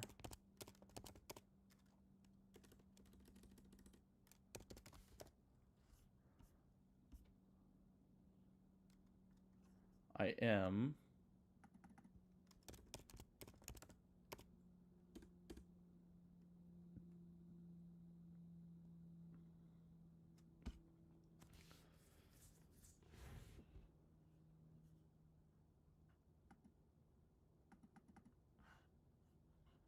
Move from rank IC to weighted information coefficient.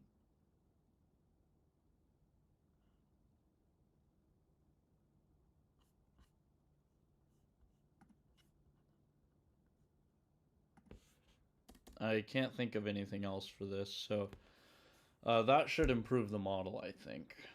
And the model's running here.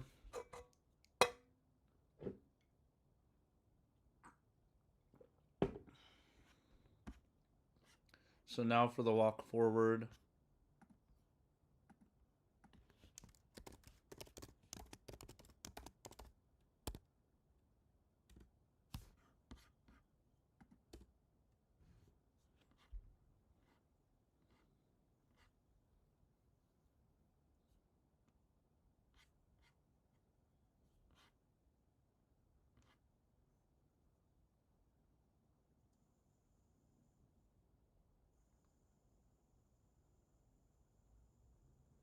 Oh, so that's actually not going to be easy to do. I guess I'll make a new one, call it test. So I thought I could just give it the folder, but I can't. Test model 18 walk forward is equal to 1. And then let's go to test walk forward. So we're doing all the features and crap. And then just doing that. So I'll just do the features and stuff from model 18, then do it. So if test model 18 walk forward is equal to true, wait, and then do this guy, and then let's do everything. So features, target, yeah, so let's do features. Model 18 walk forward. Features and target should be everything above here.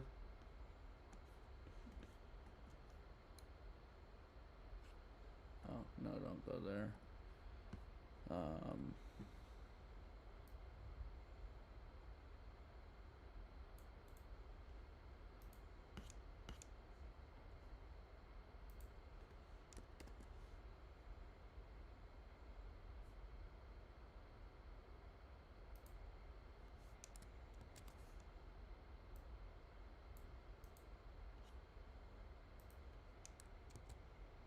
Turn that guy off. So actually I don't need to run this. Yeah, let's just turn it off and run the walk forward analysis. Yeah, so this was actually really good. I hit my head against the wall for like 2 weeks here. But now I finally found that. So I was thinking sectors weren't improving the model. This was really befuddling. It turns out sectors actually are improving the model. So this is really good. Now I need to go through and look at what are the better metrics to use. How do I, normalize things to any universe? Because when I'm doing the universe where I've trimmed out stocks that I don't want, it's performing worse. So I need to figure out that. But this here is a really good result. And right now I'm running the walk forward analysis on this to see do I get better results than I got here. But that's going to take a long time, so I'm going to end the stream for now. Don't forget to subscribe, like the stream, and thanks for watching. Have a good rest of your day. Adios.